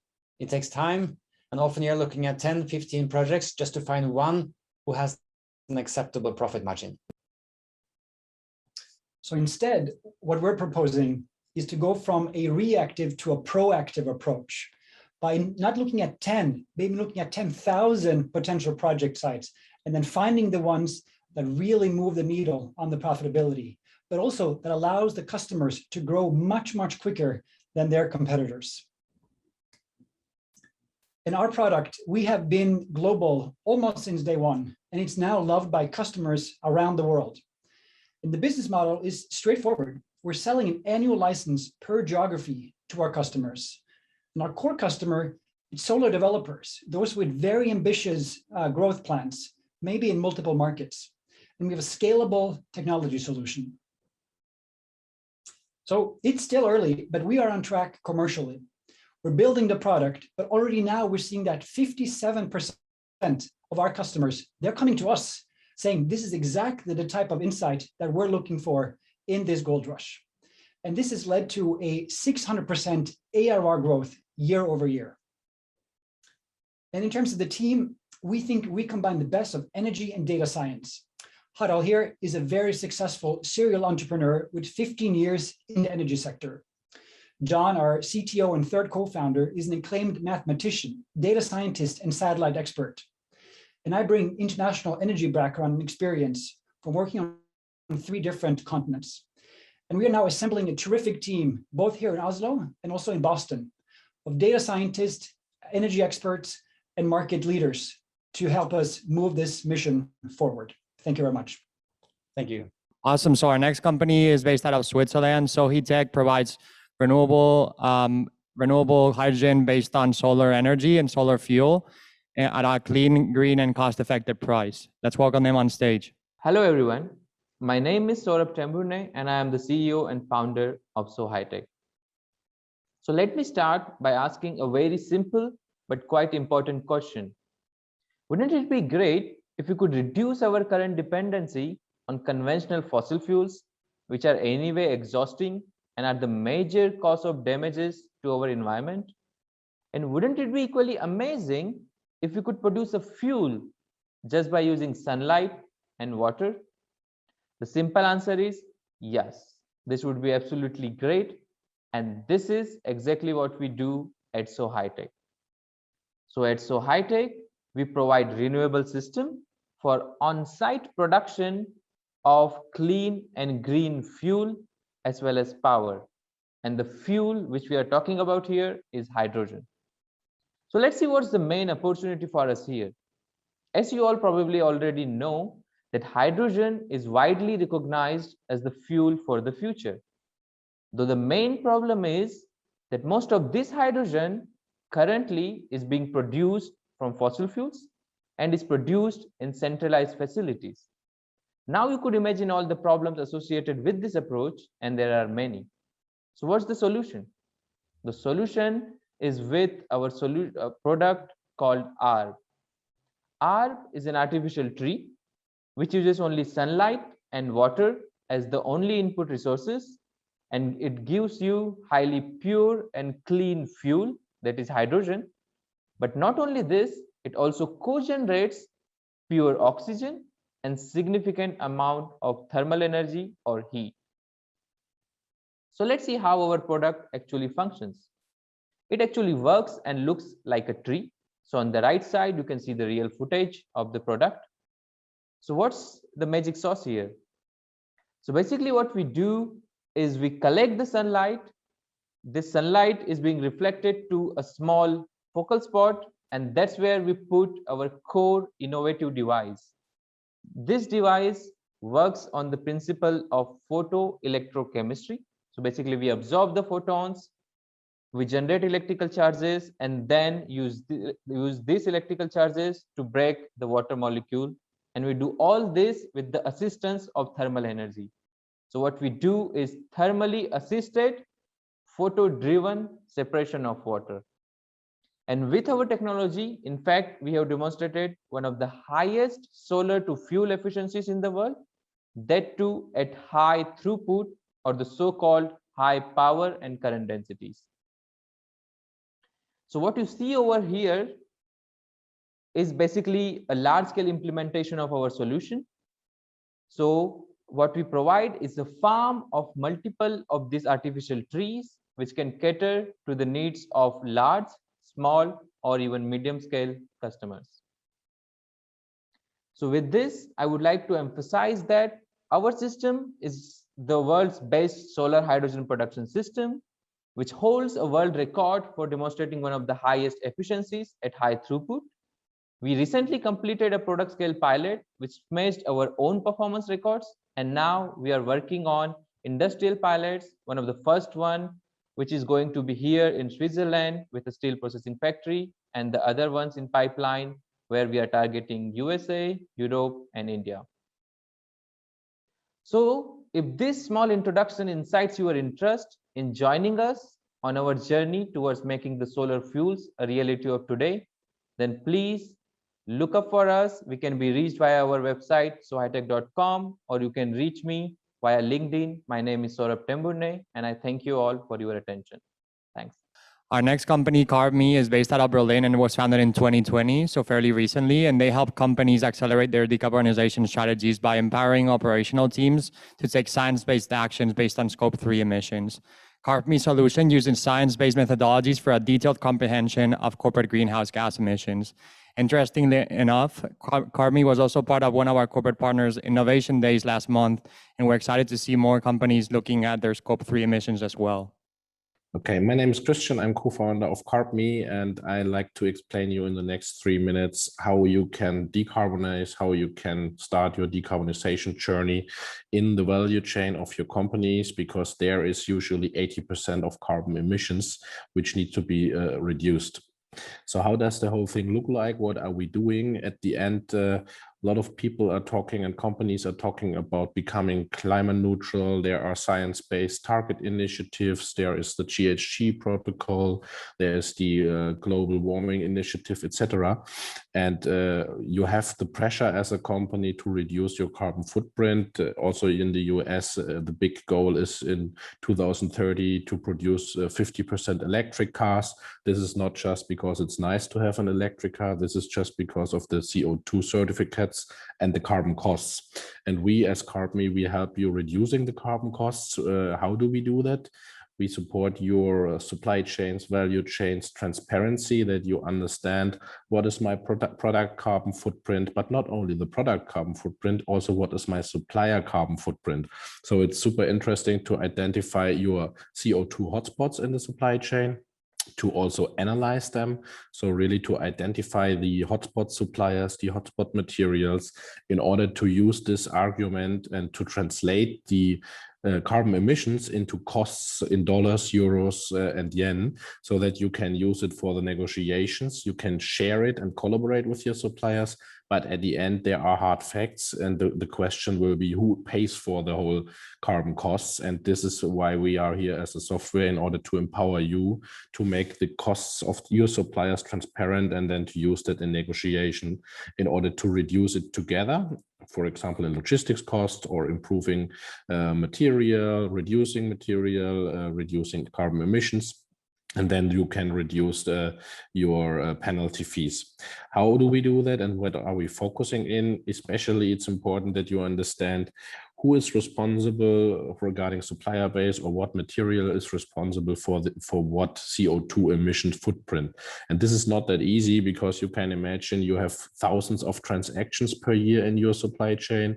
You need to understand which supplier with what material is the kind of real hotspot, and then you can start engaging together with him. So you will not talk to every of your 50,000 suppliers and send out emails, and then based on your emails you can then start the reduction process. There needs to be a software which manages that whole process and gives you an easy to use approach, in order also to communicate and to manage the whole reduction process. How does that look like? So we can create with our EIS, our environmental intelligence system, so-called emission breakdowns on material, transport, and transactional level.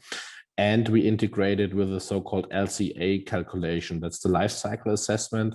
So at the end, we bring together the sustainability world of the LCA models with your supply chain and procurement world in the real operations.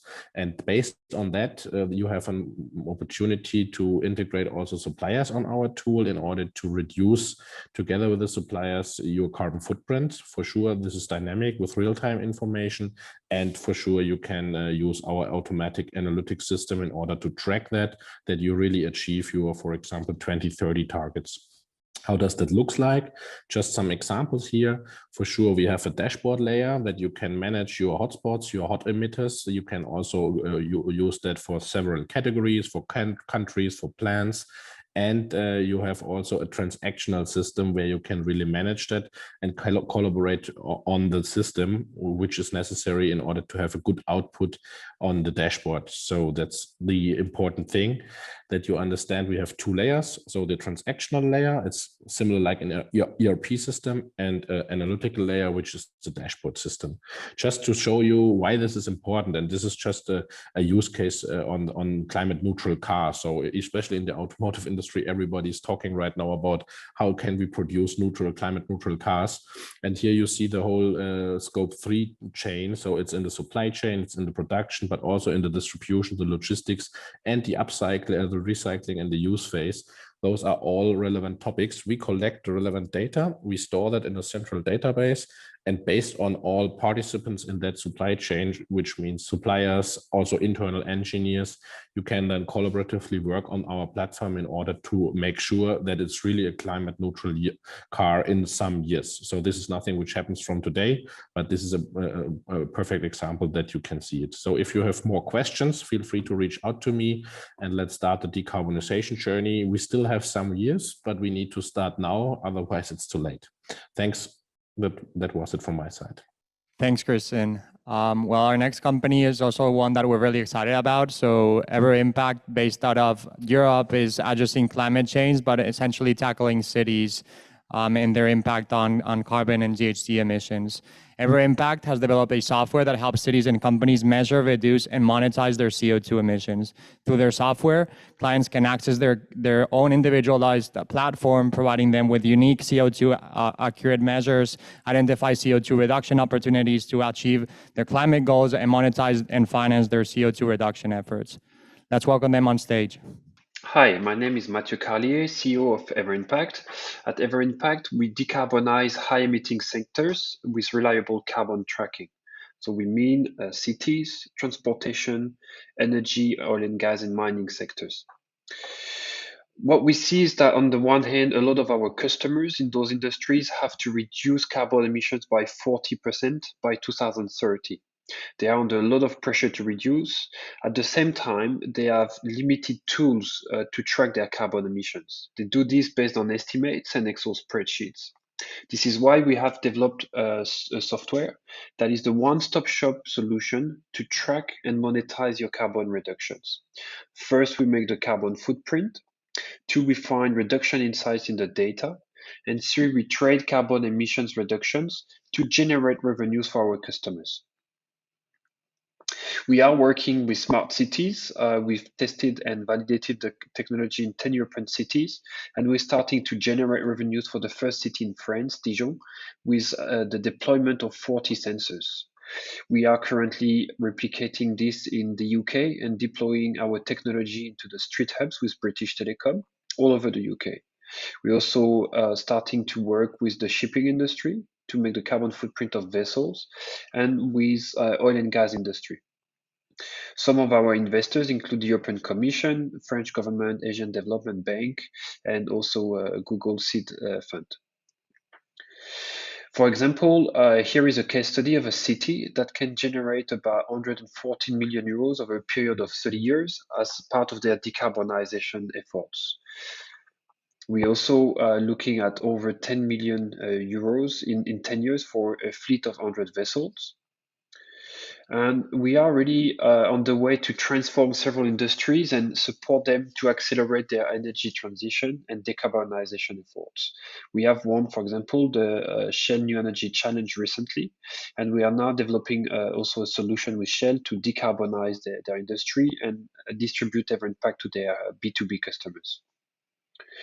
We've been acknowledged by companies like Google and accelerated by them, and also working with British Telecom in close partnership to distribute our technology in UK cities. Our team was former CEOs of the United Nations, where we've been scaling UN agencies and have expertise in ground and satellite data for climate change. And we're surrounded by execs from Google, NASA, or British Petroleum to scale the company. So if you have some issues with decarbonizations, need to track carbon emissions, or simply would be interested to invest our company, feel free to reach out and hear more about our growth plans. We are growing quickly at the moment. Thank you very much. Thanks, Matthew. All right, folks, so it's time for another poll. Please feel free to use the poll to request an introduction to any of the companies that were part of the second subset. Yeah, this was quite a mix of companies that presented in this batch. I think part of the reason we've seen a surge in the greenhouse gas emission reductions and carbon neutrality startups in the past 12 to 18 months is due to the Biden's $2 billion climate plan. And we've seen a lot of investments in solar, concentrated solar, as well as energy intelligence, energy storage value stack, as well as clean transport. Some of the key investments that has been done over the past 12 months are really exciting. We can break it down for you. Yeah, totally. Both cities and corporations are pledging to go net zero, and city halls and governments want to assess the environmental the environmental impact of their portfolios as well. All right, so it looks like we're halfway through the startup pitches. The next bucket of companies contains companies operating across industrial maintenance, industrial automation, energy storage, and EV battery repurposing. Our first company, Guaranteed, is helping actually reassess the metal parts for the heavy industry and try to produce them back again at a lower cost. Let's welcome them on stage. Hello, my name is Joachim Antonissen. I'm the general manager of a company called Guaranteed, which was created in 2019 by, on the one hand, ArcelorMittal, worldwide the largest steel producing company, Venindus, which is a metal innovation-oriented VC fund based in Flanders, and OCAS, which is a metal-oriented research company also in Flanders. Our mission is to create value for our customers by providing large-scale, extra large-scale metal 3D printing services for a variety of different industrial sectors which are listed on the slide. We do so by producing, repairing, and refurbishing large metal parts using WAM technology, which is wire arc additive manufacturing. As compared to other more well-known 3D printing technologies, this wire-based technology allows us to provide unrivaled dimensional capabilities with part sizes up to 10 by 6 by 5 meters and weights up to 20 tons being possible. It also allows us to be more cost efficient and sustainable as compared to other technologies due to, on the one hand, a significantly higher production speed, a much lower feedstock cost, higher efficiency, and lower waste. Being born from innovation, we use state-of-the-art process software and inline process monitoring tools to provide our customers with a guarantee on part quality and performance. Being raised in industry, we have adopted a fully integrated one-stop shop approach to ensure we respect lead times and have a reliable production capability. In the energy sector, Wire arc manufacturing provided by Guaranteed enables sustainable part production, which helps to avoid standstills or downtimes due to large castings and forgings having lead times which can easily go up to 12 months. Therefore, these parts are today very often kept in warehouses for very long times, where they might even become obsolete after a couple of years. Our large-scale metal additive manufacturing capabilities allow for a much faster, cost-efficient and more sustainable solution, which helps to free up capital and reduce physical inventories. Also, when parts become obsolete, our technology provides a solution to extend the lifetime of those installations. And furthermore, we're also convinced that a lot of residual value still resides in broken or damaged parts. Very often we've seen that repairing or refurbishing these parts can produce a very interesting alternative to purchasing completely new parts, which again allows to save significantly in terms of cost, lead time, but also very importantly in terms of material and energy resources. Towards the future, we envisage to have several production facilities being opened in different locations around the world, with high priority regions such as the US, the United Emirates, as well as Singapore and North Africa. At the same time, we have now a prototype machine available also, which allows us to have actually a mobile service being offered to our customers. So rather than bringing parts into our factory, we're actually now also capable to bringing our factory to our customers, which allows on-site or even in-situ repair process to be offered to our customers as well. Do you want to hear more of us? Please get in touch with us and we'll be very happy to set up a meeting with you in order to exchange more on potential use cases where our technology could be bringing value to your business. Thanks a lot and hope to meet you soon. Our next company, Kauel Technologies, is based out of Chile, and they help with asset and productivity monitoring with artificial vision and data processing. Using artificial intelligence and computer vision, Kauel can apply technology in industries such as oil and gas, energy mining, manufacturing to inspect power lines, large pipelines, gas pipelines, oil pipelines, minor pipelines, or water mains, production lines, infrastructure, and fleets. So there's a whole lot of different use cases that Kauel can cover. So let's hear more about what they have for us today. I'm Lunetska, and this is Kauel for asset inspection in the energy sector for oil and gas and transmission companies.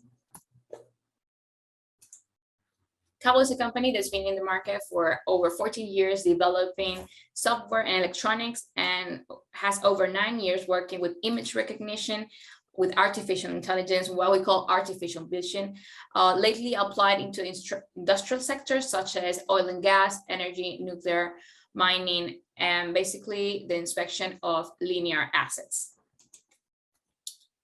Our mission is to contribute to the world with our knowledge and technology. We are currently in the US, having headquarters in California, also offices in Texas, in South America, in Santiago, Chile, Ecuador, and also in Germany.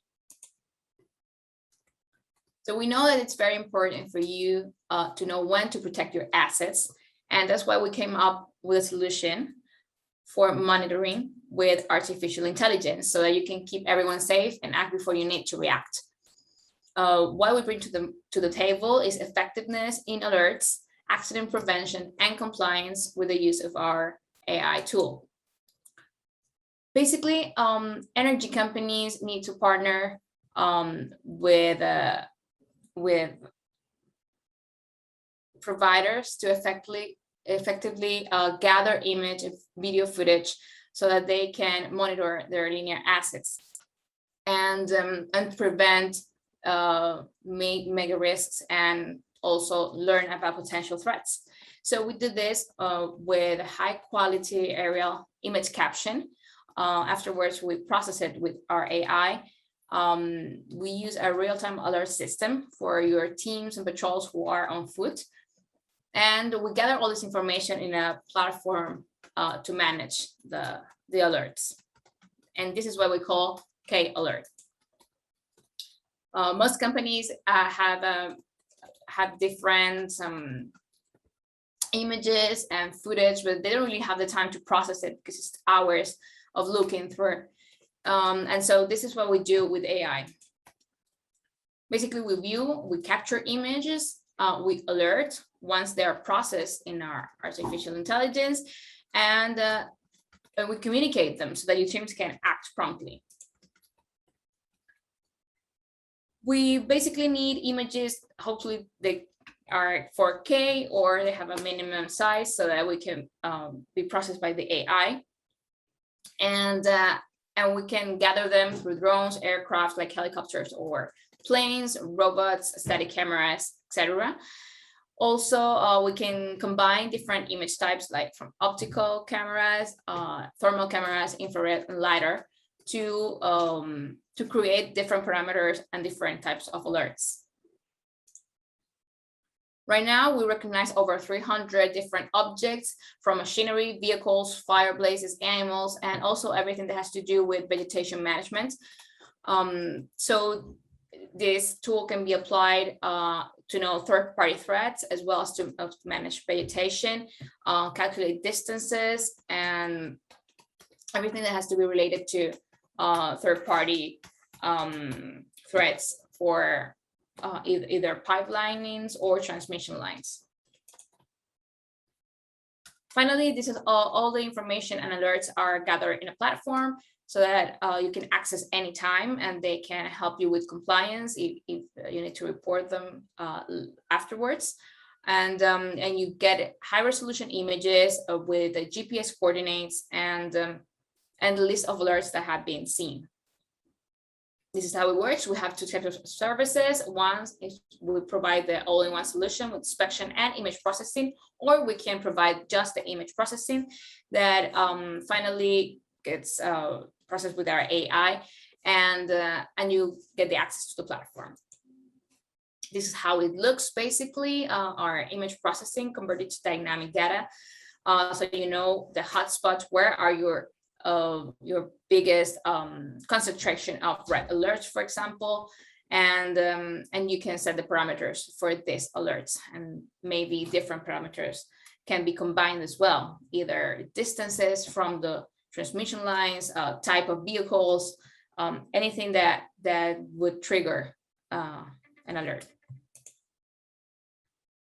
We have worked with several oil and gas industries and companies, and also from the energy sector, and we have had really good experiences either with third-party threats recognition, and also help them improve their KPIs, for example, by bringing down their costs and increasing their inspection time with the same budget they do it currently with other methods.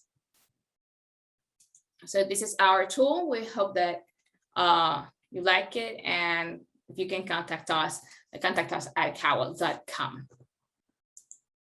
Thank you very much. Awesome, everyone. So moving on to a slightly different topic, which is energy storage. Energy storage was actually a really big part of our corporate partner interest in the last batch, with companies like Energy Dome getting massive interest from our corporate clients. Interesting fact, they're wrapping up their 10 million Series A, and feel free to reach out to them if there's interest. So our next company, Phelas, is operating across a similar space, is developing Aurora, a standardized mass-produced large-scale electrical storage system built on a new proprietary approach to air liquefaction with over 50% round-trip efficiency. Let's welcome them on stage. Hi, my name is Justin. I'm from Phelas. We do one thing: we store electricity to enable 100% renewable future. What is the problem at hand? 30% of global CO2 emissions are just due to coal-fired power generation, 30%. On the other hand, it has never been cheaper to produce electricity, the IEA found. In the history of humanity, PV and wind are the cheapest form. So it really begs the question, why do we live on two worlds on one planet? Something is amiss. What is that? We need cheap and large-scale energy storage to store electricity when the wind isn't blowing and the sun isn't shining. We do that with liquid air. We take air, we condense it, we cool it down so that it condenses, we store the electricity in that process. And if we reverse that process, we can release it again. That leads to a system that is highly modular in our case, so we can clearly separate power from energy, provision, that low costs, especially for large amounts or long duration energy storage, is enabled. Air as a storage medium is universally available for free. The components are proven reliable.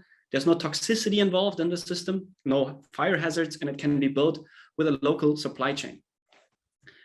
Who are our customers? We have 3 customer groups: renewable operators and developers, system operators, and energy intensive industries. For the beachhead, we start with the energy intensive industries. For growth, we look at renewable energy operators and developers. Market-wise, there's a gigantic market opportunity at hand with a beachhead of already 120 million euros and a sum market of more than $1 billion, and in general, a 600 billion opportunity in the next 20 years. Business model-wise, we have a staggered approach. We start with sales of these systems. We're talking 7 figures here, but eventually we want to go into leasing because of the modularized nature. With the long lifetime of the system combined, we can offer the system for 5 years to a customer and then to the next customer in different configuration, which really allows recurring revenue early on. What is important is, I think, very much is the team. We focus on 3 core pillars: technology, marketing, customer, and strategy and operations. All those 3 together make this startup succeed. If any one of them is missing, we wouldn't. So we really focused early on making sure that we have all 3 bases covered. We are also proudly supported by more and more accelerators, but also industry in building up relationships there. Where are we timeline-wise? We are finishing our demonstrator early next year. We do have a paid pilot customer, and we want to raise our seed round also in the first half of next year. Last but not least, our vision that's very dear to me: 100% renewable energy globally should become a no-brainer. And that means they must be so cheap and so sustainable that nobody in their right mind would do anything but simply building renewable energy. Thank you. All right, so repurposing batteries is actually another key part of the transition to fully electric transportation. Utilities and other companies are exploring use cases for battery reuse and repurpose beyond energy storage, including EV charging infrastructure and more. Founded in 2018, BeePlanet develops technological projects based on the reuse of batteries removed from the electric car and is already working with Iberdrola and other key players in Europe. Let's welcome them on stage. Hi, my name is Jonasin, and I am the CEO of the company BeePlanet Factory. Our company is about second life batteries. We recover depleted lithium-ion batteries from electric vehicles from the field, mainly from the dealers or scrapyards, and we give them a second life. For this, first we need to select them, the good from the bad, and make new energy systems that we sell to renewable energy customers normally. And finally, we trace these batteries all the way to the final recycling process. Okay. We founded the company in 2018, 3 individual partners, myself, Agustín Darita, and Carlos Jonis. We all share over 20 years of experience, mainly in energy, electric mobility, automotive, and logistics. As particularly myself, I was the former president of the Spanish Association for Electric Mobility. Currently, we are 19 employees working at BeePlanet headquarters in Pamplona, north of Spain. Our key figures: we expect a turnover of over 1.2 million euros in 2021. We have already invested over 800,000 euros among all the shareholders, and we have received over 1 million euros in R&D grants in different projects. And we have obtained also over 600,000 euros in banking loans. So in 2018, we started this company classifying Nissan Leaf modules. We have a process which is in the way of obtaining a patent for that. We have developed our own BMS, and at the end of 2018, we developed and launched the first Second Life product in Spain, Second Life energy system in Spain. After that, we concentrated on larger systems.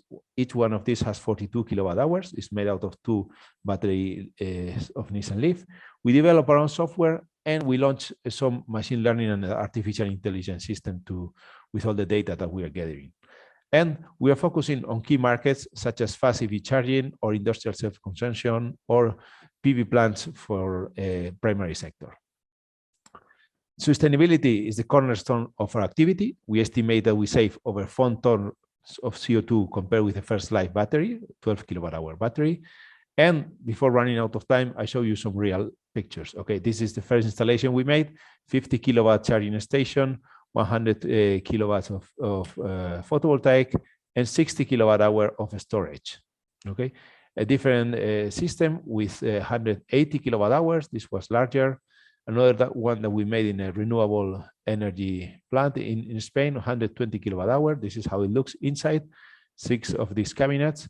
And this is one we made for the Mercedes-Benz plant in Vitoria, 42 kilowatt hours here inside.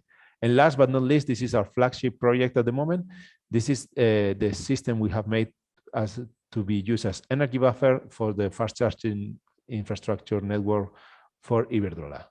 Well, many thanks by your time. That is all. Wonderful. That was BeePlanet, everyone. Time for our third poll. Quite a mix of startups in this batch, and the one that particularly struck me was BeePlanet's work with Iberdrola, the large energy conglomerate in Spain, which is where our own Alberto comes from, which really outlines the opportunity for utilities and energy companies to build new revenue streams by repurposing old batteries. In this particular project they announced in September 21, they effectively use old batteries from 14 electric vehicles, and they're allowing 4 electric vehicles to charge simultaneously, reducing 70% of carbon emissions. Yeah, totally. And the solution also increases the potential of establishing partnerships between utilities, OEMs, and startups like BeePlanet to drive new revenue and new revenue streams and new business. So it's really exciting. Our last bucket of companies is specifically focused around different tools that utilities can leverage to navigate the transition to a decentralized energy landscape, and is strongly tied to the panel we had a while ago on this expo. So our next company, Plexigrid, was founded in 2020 and provides a software platform that allows for the timely monitoring, control, and optimization of decentralized energy assets, allowing for faster grid optimization and lower transmission and distribution costs, as well as lower transmission damages. Their solution covers analytics and monitoring for DSOs, as well as rapid demand response. Let's welcome them on stage. Hi, this is Ruben Medina, one of the 3 co-founders of Plexigrid, and I want to introduce our company, Plexigrid. We provide network management systems to distribution system operators and distribution energy resource management system, DERMS, to aggregators, commercialization, or retailers. We base the technology in the electrical information. These days, everybody talks about digitalization, and especially in electrical networks, many people talk about sensors, data, interconnectivity, and all these things help. But the core of the digitalization is the ability to model everything that is happening in the network in real time. And in the low voltage side of the network, this is where everything will happen in the energy transition and where the core of our technology is focused. In doing so, what we provide is first a huge data lake where we include all information available for the utility in smart meter data, SCADA, ERP, GIS, inventory. Wherever you have, we can model it and extract knowledge by combining all the information that is available.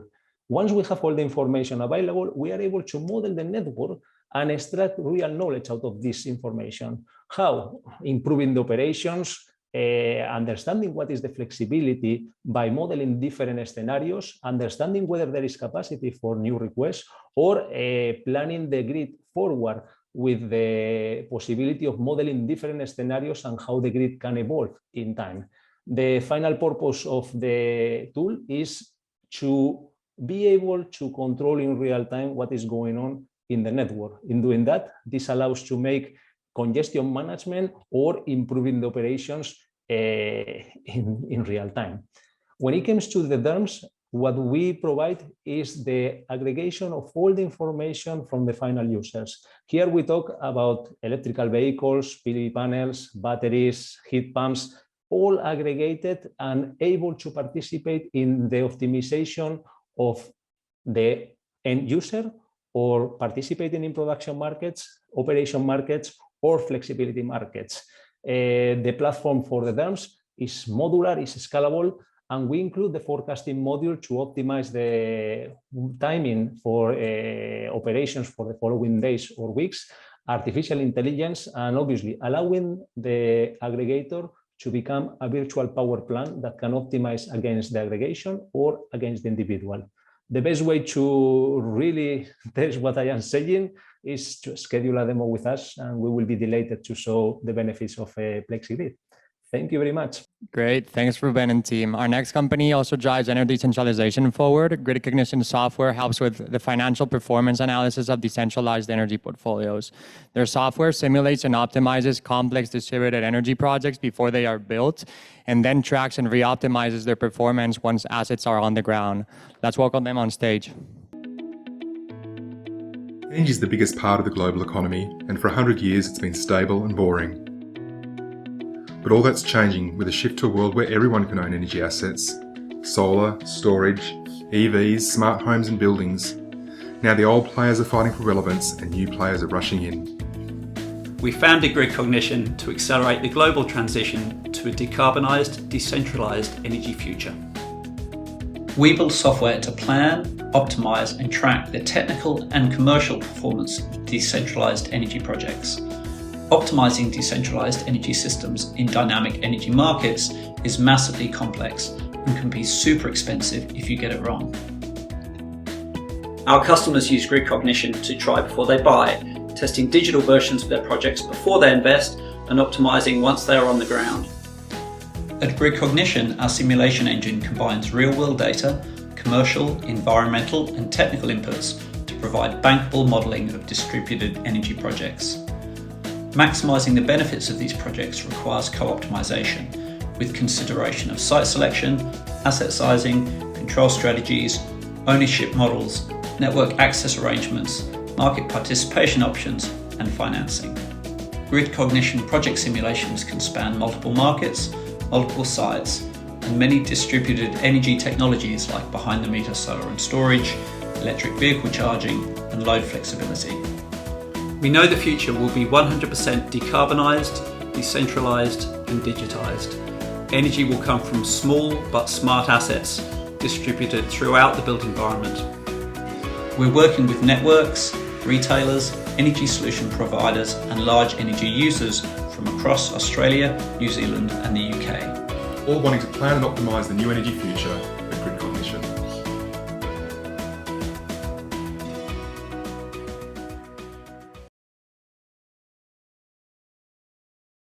Thank you, Fabian. That was fantastic. Great. So it's true that analysis and planning is super important to predict the cost of renewable energy. And actually, Inbalance is trying to use their technology to reduce the uncertainties around energy trading and pricing. Inbalance offers unique and cutting-edge machine learning electricity, price and risk modeling software to reflect the complexity of an energy market landscape that is increasingly shaped by renewables. Hello, we're Inbalance. My name is Thomas, a founder and current executive officer. We use machine learning to manage grid-scale storage and renewable power plants. Our clients, which include Enel, use our software to improve their revenue by millions of dollars a year. A wind turbine can't control whether it will be producing electricity, it's intermittent. A hydroelectric dam, on the other hand, can control when it's producing power, but there's only so much power behind the dam per day. The operator must decide whether to produce power at 6 p.m. versus 6:15 p.m. Electricity prices can fluctuate by 300% in 15 minutes, so mistiming dispatch can cost hundreds of thousands of dollars in a single day. Our real-time dispatch optimization ensures that there's water behind the dam when it's needed most. We manage 75 megawatt hours of grid-scale storage in Texas. Our customers, by using our forecasts, can realize up to $675,000 in savings per day. In addition, we've already reduced carbon-intensive oil-based electricity generation by up to 7% per day in New England by managing an additional 140 megawatt hours. There are over 3,300 major IPPs and utilities in the United States alone. We will hit $100 million in ARR within 5 years by signing just 250 of these power asset owners, or 8% of the domestic market. The capacity of electricity storage that needs our software is growing by 24% each year, and the total addressable market is already $4 billion. $200 billion of grid-scale storage will be built over the next 5 years, and storage integrators report we improved their gross margin by 5% as we're an integral part of the project financing process. I met Raj and Edwin at University of Cambridge, and we've convinced our brightest friends to leave their jobs at hedge funds to join us full-time. We then joined Y Combinator Winter 21 batch, which enabled us to close our multi-year $225,000 contract with Enel. We are Inbalance. Thank you. Encoord is our last company for today. So Encoord is a Denver and Germany-based software company that's specialized in modeling of energy networks. Encoord's mission is to enable global energy transitions by providing decision makers with solutions to decarbonize energy systems. Encoord's main product is the scenario analysis interface for energy systems, the only software that can model coupled energy networks using simulation and optimization algorithms. Good afternoon. My name is Carlo Brancucci, and I'm the co-founder and CEO of Encoord. We are an American and German software company specialized in energy modeling. First of all, I would like to thank Plug and Play for the opportunity to pitch Encoord to you all today. Our purpose as a company is to enable the decarbonization of energy systems. This is one of the biggest ambitions of the 21st century, and it has three major challenges. One is the need for flexibility of the energy system to integrate the variability and the uncertainty of variable renewable energy sources. Second is the need for long-term storage to cope with the seasonality of renewable energy sources and energy demand. And third is the need for carbon neutral fuels for processes and sectors that cannot be electrified. These decarbonization challenges can be addressed by transitioning from independently operated and planned energy networks to fully integrated energy systems.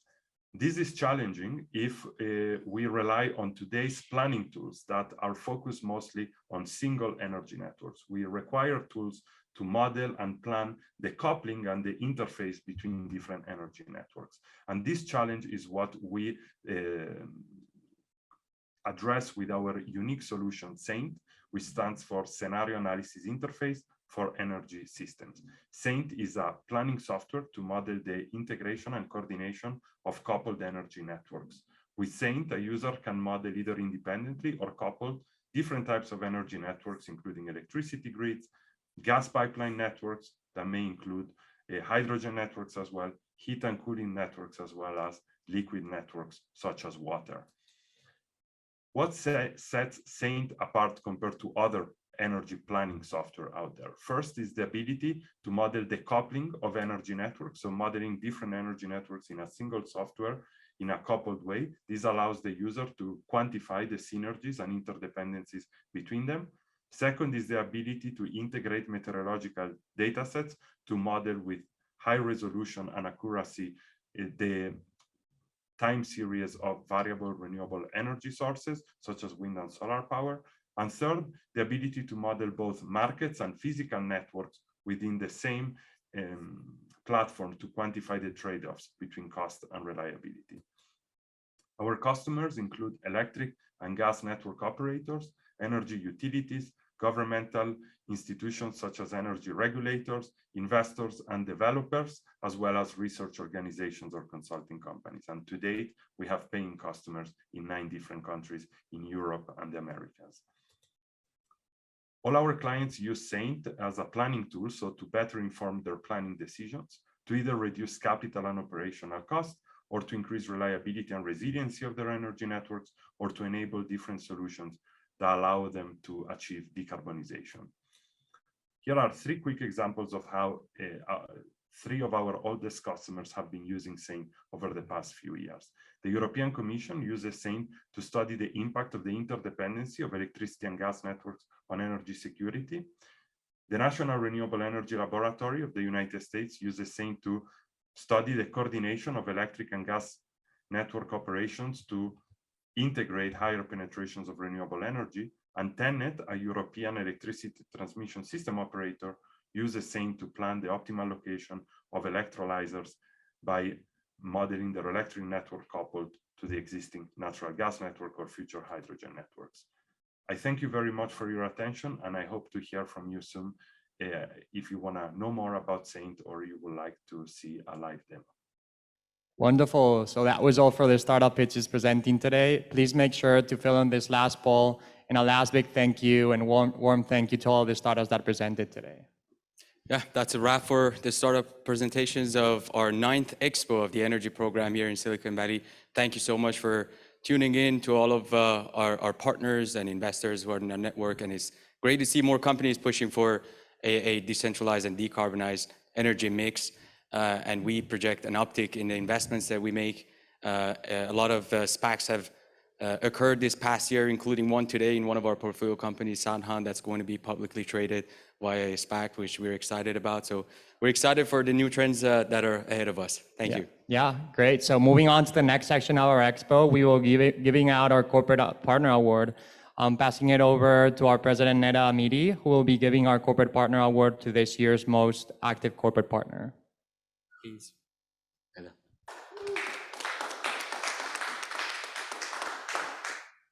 Thank you so much, Alberto and Wade.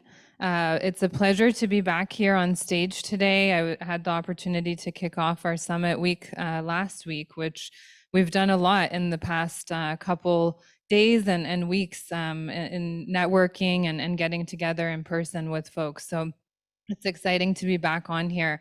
As Alberto introduced, my name is Neda Amidi, president of Plug and Play, and I'm very pleased today to announce our Energy and Sustainability Innovation Award winner to one of our most influential partners in Latin America.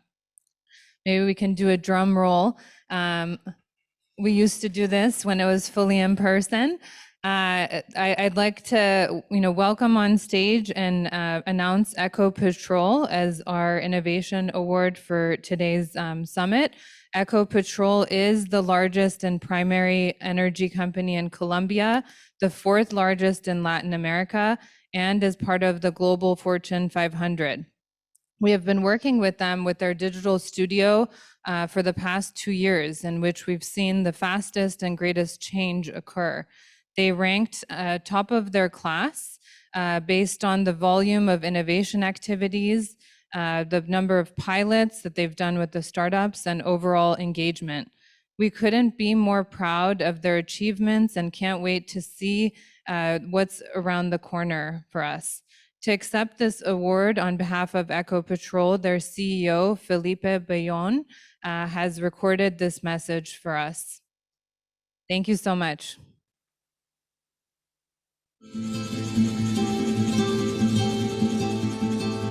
Hello, my name is Felipe Bayón, and I'm the CEO of Ecopetrol. We're very pleased and honored to receive this Corporate Innovation Award from Plug and Play.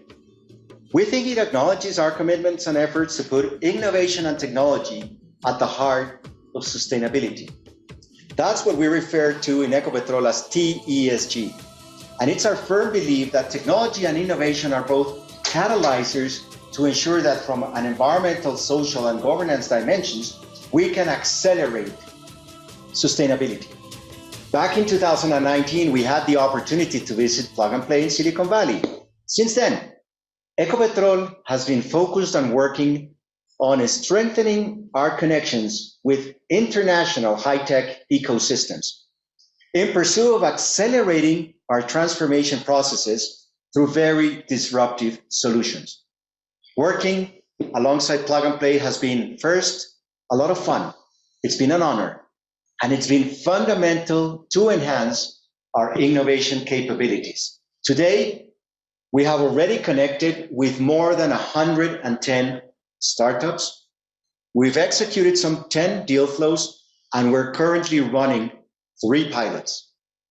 Through this open innovation process, we're working to solve key operational challenges, like, for example, how can we accelerate our reservoir simulation? How can we predict, and reduce our non-productive times in drilling operations? Or how can we optimize our rig scheduling? All fundamental to our core business. And we're doing this using AI and machine learning. We're also addressing, with the use of technology, opportunities and challenges of the energy transition. And this in 4 fronts. The first one, how do we increase competitiveness of our existing portfolio, of our core business? The second, how do we further diversify towards low emission businesses? The third one, How do we accelerate decarbonization? And the fourth, how do we deepen our TESG agenda? And all of this holistically encompassed in our goal of becoming a net zero carbon emitter by 2050. One of the main lessons that we've learned in this journey over the last couple of years is that innovation is not about technology. It's about people. That's why, as part of our corporate culture, we have the principle where in Ecopetrol, we make the impossible possible. And we do this by engaging with entrepreneurs from Colombia and across the world. I want to thank everybody in Plug and Play for this award. Jackie, Saeed, thanks for your continued support and providing us with a lot of lessons learned and best practices in this journey around innovation. And I also want to thank all my co-workers in Ecopetrol for being part of this process. We are convinced that working jointly with the best, we can continue to make the impossible possible towards a more sustainable energy future. Once again, thanks. We are thrilled and we are honored.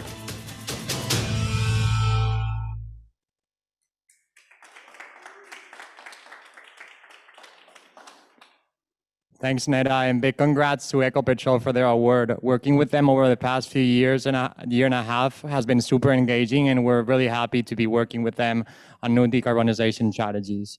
Again, thank you so much to all of our attendees, speakers, startups that presented today. In terms of our next events coming up, we will be hosting our Japan Clean Tech event with our Japanese corporate clients. This is a great event and will be open to external attendees, will be in English, so it's a great opportunity to check on what's going on in Japan and Asia. Our next expo happening in June 2022, apologies, will be in person again, and we welcome our corporate partners and friends to join us on what will hopefully be a fantastic edition with everyone back in person. Thanks for joining, everyone. It's been a pleasure hosting. Wishing you all a great week ahead, and please stay safe and healthy.